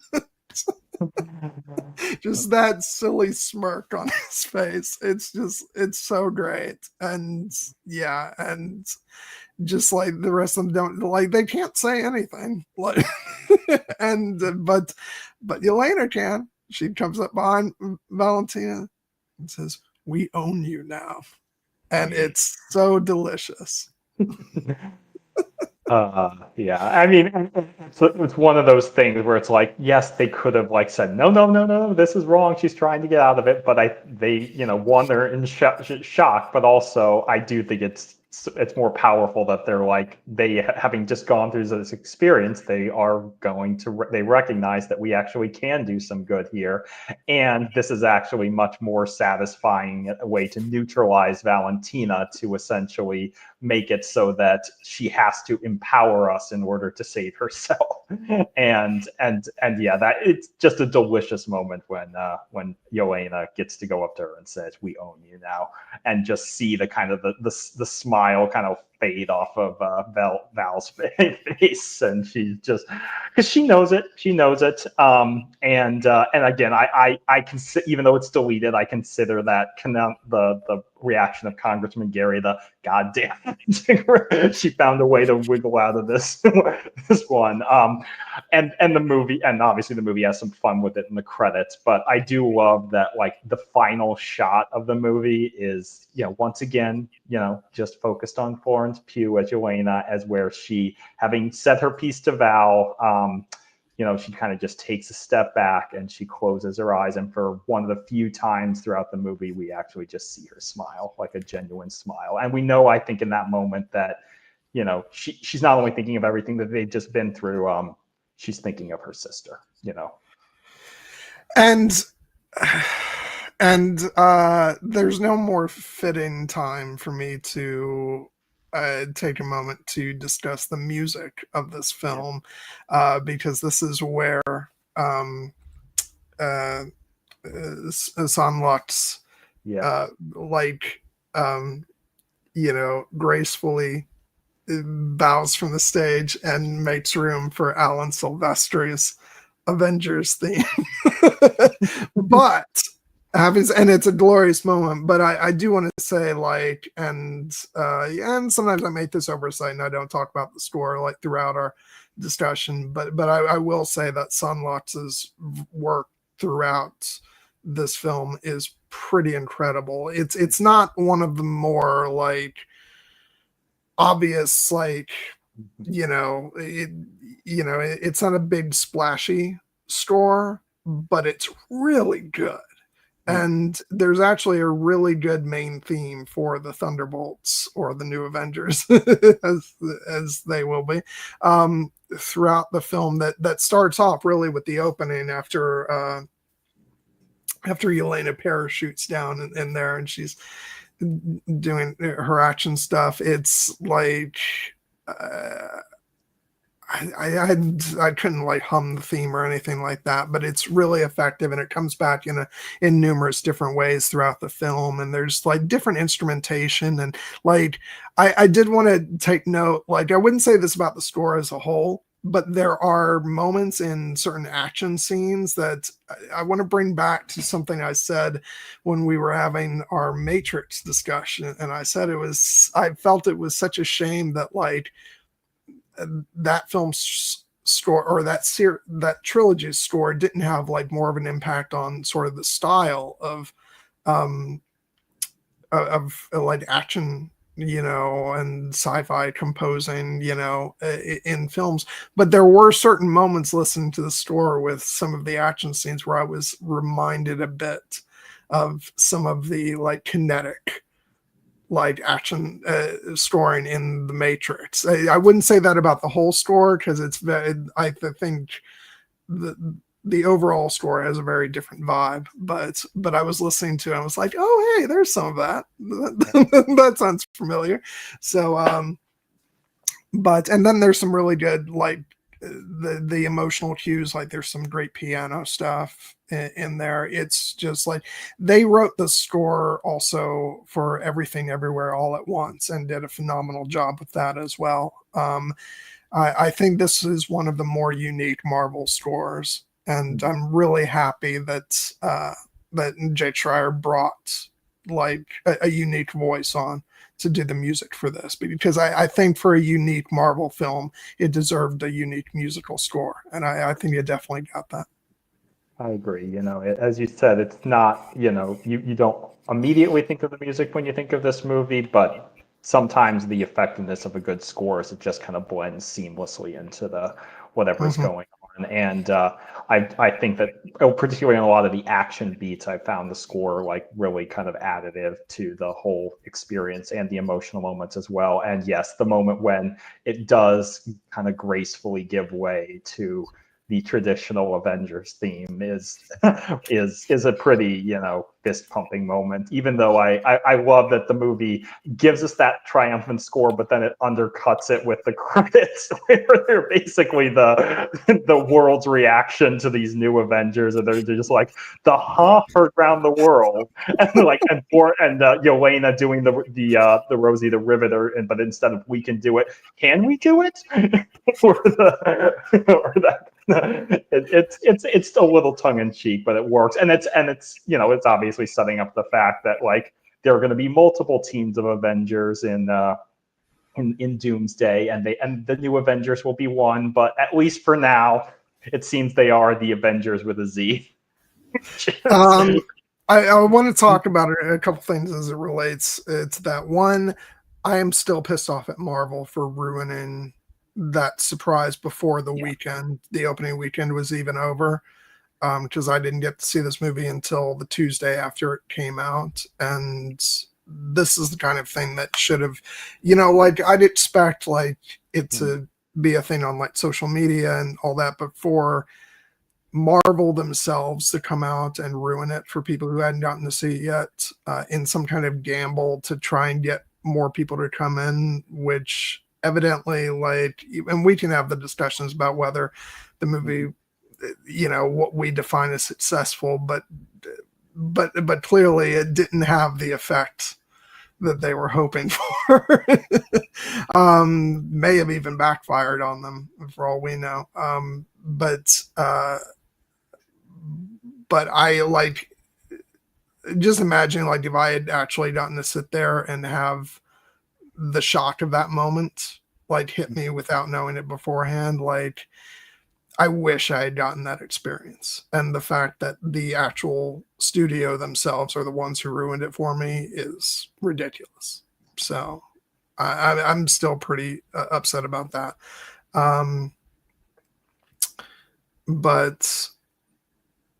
But I love the end credits, like you said, undercutting all that. You kind of going with what was probably would be the audience's reaction of like, wait, huh?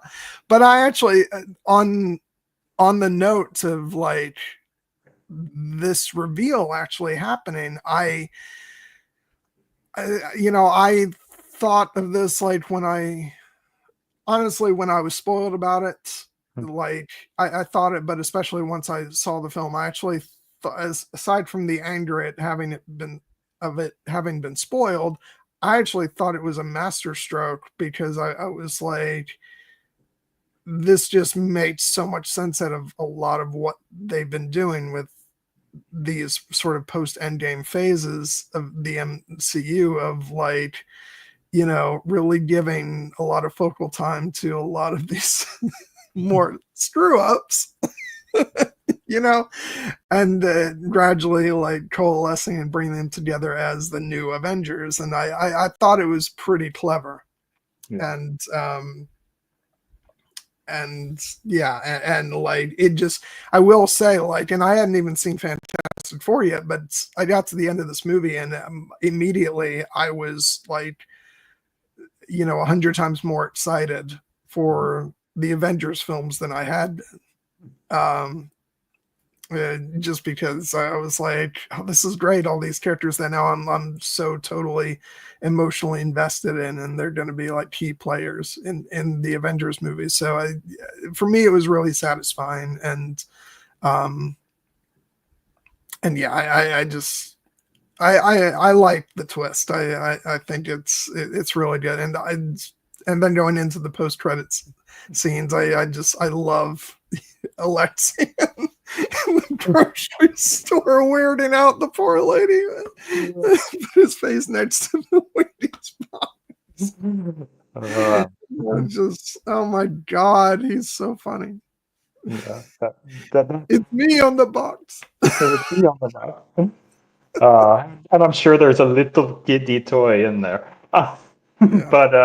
But yeah, I think that I love the twist too, and I think that these post-credit scenes are really effective. You know, there's the classic one that's just a kind of a joke paying off, you know, a bit of humor from earlier in the movie, and then there's the big war setup, which it should be noted that this post-credit scene, it's been confirmed, like the post-credit scene from Fantastic Four, was directed by the Russo brothers and is most likely actually going to be part of the Avengers Doomsday, you know, film, because it seems like it's pretty direct setup there. But it does tie into this movie beautifully, that like we're getting the payoff of that. Yes, these are now the government sanctioned Avengers, but there are now potentially multiple Avengers, because, you know, in Captain America Brave New World, Sam Wilson, who has the shield and the blessing of Captain America to carry on his legacy, is now forming his own team of Avengers. And it hasn't been confirmed who's on that. I think, you know, his new Falcon's going to be on that. I think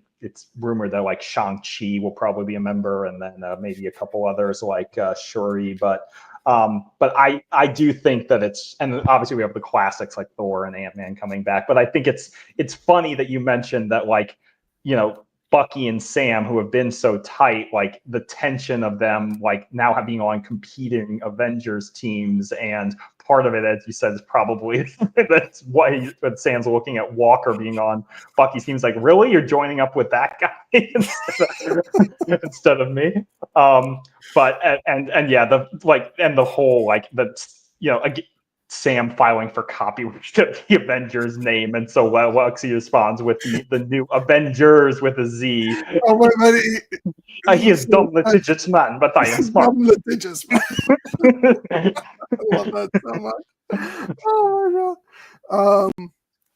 But then, of course, like the big thing, of course, then is the Fantastic Four reveal. You know, at the end, which I got so pumped for when I saw this, and of course, bringing it. It should be noted that most of the scene is actually composed by Alan Silvestri, who of course is doing the music for Avengers Doomsday, and but then it paves way for Michael Giacchino's absolutely stellar Fantastic Four theme with the ship reveal. And and I walked out of the theater like, Fantastic Four. Which we will be talking about as soon as that makes its way onto home video. But and then the end, the new Avengers and Bob will return. And I love the fact that they play with the idea that Bob has not yet, you know, understandably has been a little bit resistant to embrace his Sentry persona, lest the fear of the Void coming back. He did the dishes though. Yeah. but you have to believe that like that's, it's been confirmed, Lewis Pullman and all these characters are going to be in Avengers Doomsday, and at some point they're going to need him to break out the old superpower. So so yeah, no, I freaking love this movie. I've enjoyed the hell out of it each time I've rewatched it. I think that's like, contrary to maybe what other people would say, I think that this has actually been a great year for Marvel. I was a little, I think, Captain America, Brave New Worlds was a little bit more of a mixed bag. I enjoyed it, but it's probably more of a middling entry in the MCU. But I think that both Thunderbolts and Fantastic Four are two of the best MCU movies I've ever made. They're certainly two of my favorites. And I'm having slight like remorse actually about not having bought this one on physical media, but I'm trying to stick to my guns on like being selective about what I do or do not buy, and take up shelf space with. But yeah, we'll see. But I absolutely love this movie, and I think I'm just gonna grow to love it more as time passes on, and I feel certain that it's gonna be considered like one of the really underrated gems of the franchise in years to come. Yeah. No, I mean, I do wish the movie had, done better in the sense that it's nice when we get a resounding reaffirmation that a movie is great, and more people go to see it. But it certainly has no impact of how much I love it. I had mentioned, I think this is definitely, at this point, my favorite post-Endgame MCU project, movie or show. And I think that it has risen pretty high on the overall MCU list, which means, it's in the contention for some of my favorite, one of my favorite comic book movies ever. And I think the fact that it's kind of an unconventional movie in that sense and does a lot of things that you wouldn't necessarily expect to see in a big budget superhero movie. It's part of the reason it's so successful, in addition to just doing all those other things well. The fact of, that it's anchored by great performances and great writing and great action and visual effects. But also, at its core, it really is the emotion behind it, as best exemplified by the relationship between Yelena and Bob and then all these characters. You will notice that Taskmaster is in this scene. They clearly. Yeah. I pulled this from the trailer, everybody. Yes, so that's why she's there. I didn't even notice that. That's great. Yeah, it's kind of the reverse of the fact I remember, like in the Game of Thrones season 5 trailers, they scrubbed Tyrion out of the scene in the Dosnock's pit in the trailer to hide the fact. This is kind of the opposite, but they had to preserve the twist. And Marvel scenes are notorious. Trailers are notorious for having scenes that don't wind up in the movie. But in particular, again, I think that the relationship between Yelena and Bob and all these characters, it actually it genuinely moved me. This movie genuinely thrilled me, and it had me incredibly invested in the story and the outcome of these characters and where they go next. And when a movie can do all that, that is a damn successful, installment in any franchise. So I think that for me, Thunderbolts was, and will always be a resounding success for the MCU and comic book storytelling in general. And I hope over time more people feel that way. Yeah, I think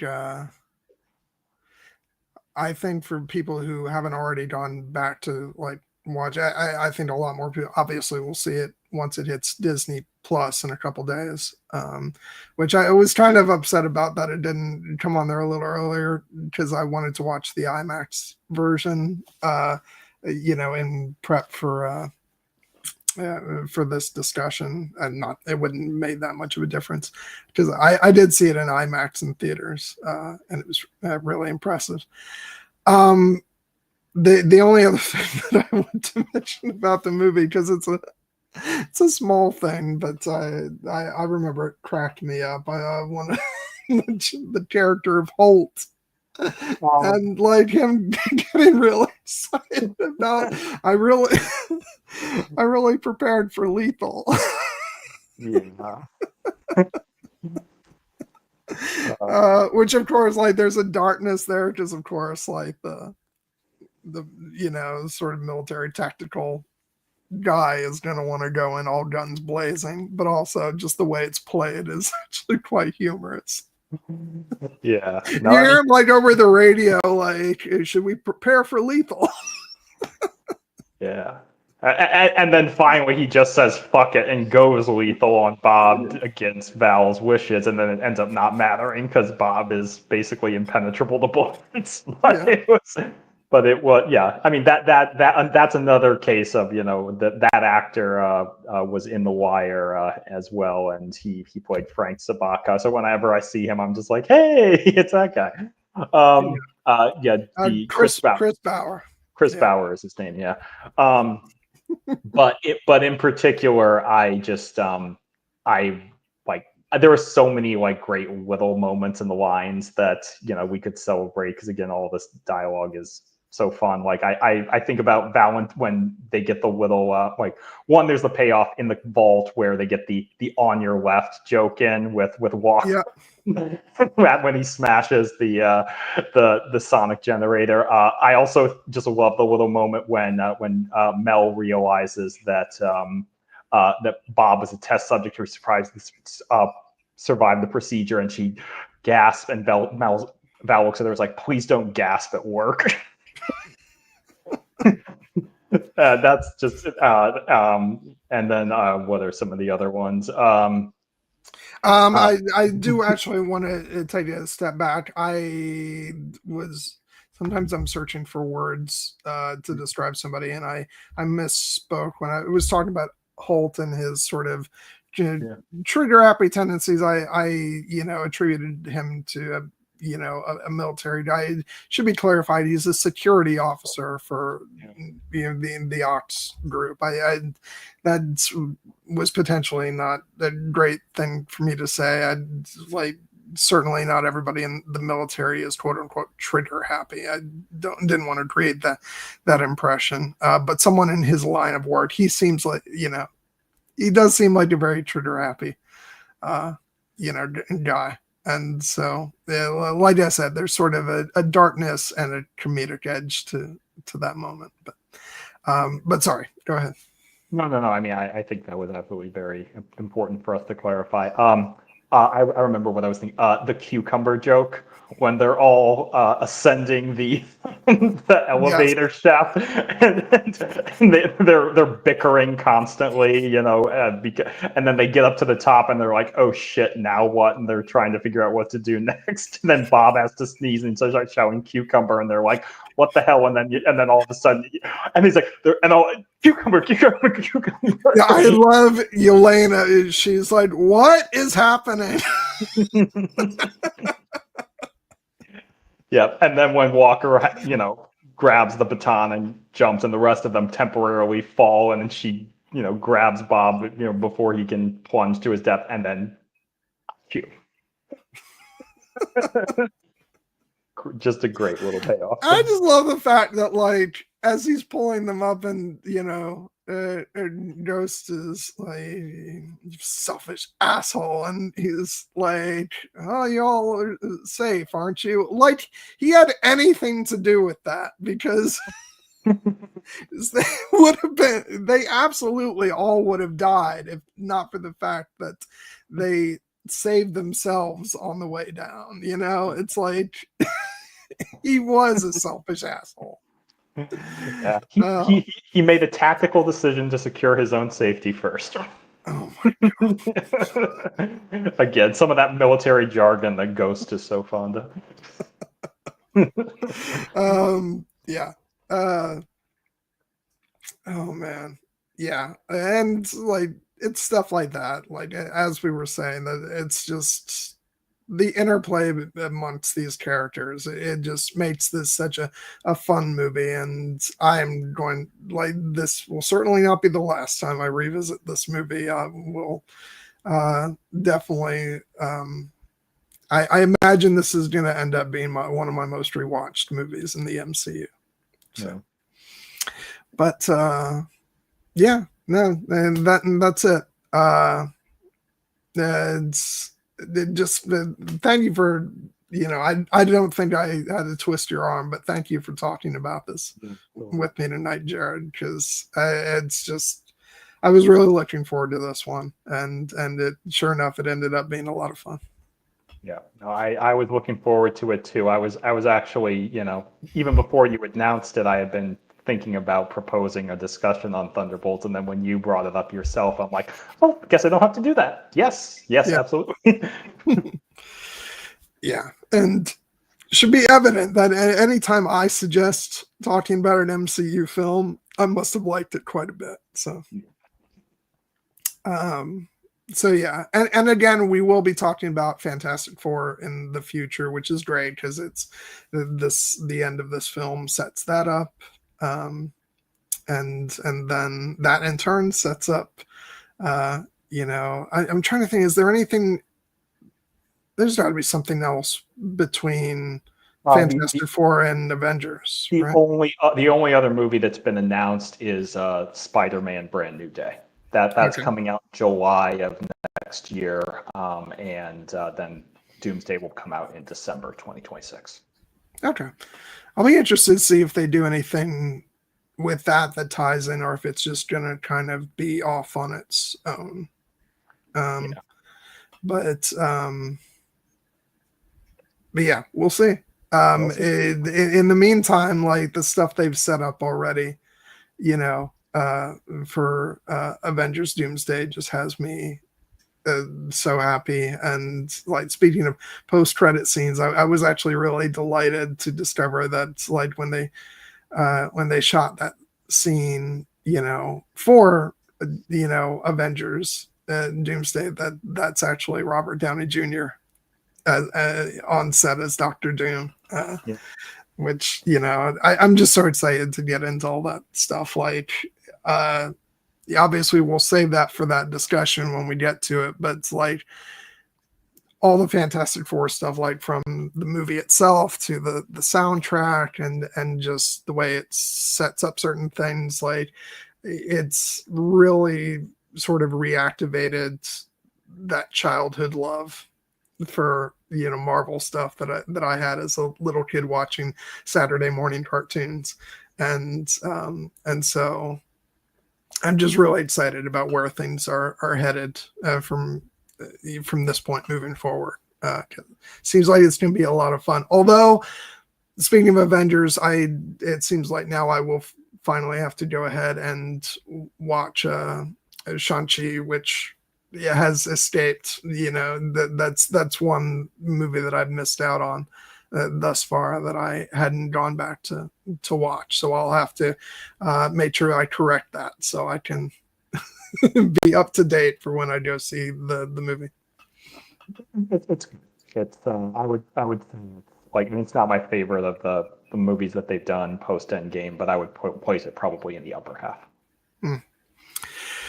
But yeah, so that's it. Thank you for, I don't think we had quite as many viewers tonight, but we had at least, it was great to see you in the chat, Mother Royan, and if we have anybody else watching this later on,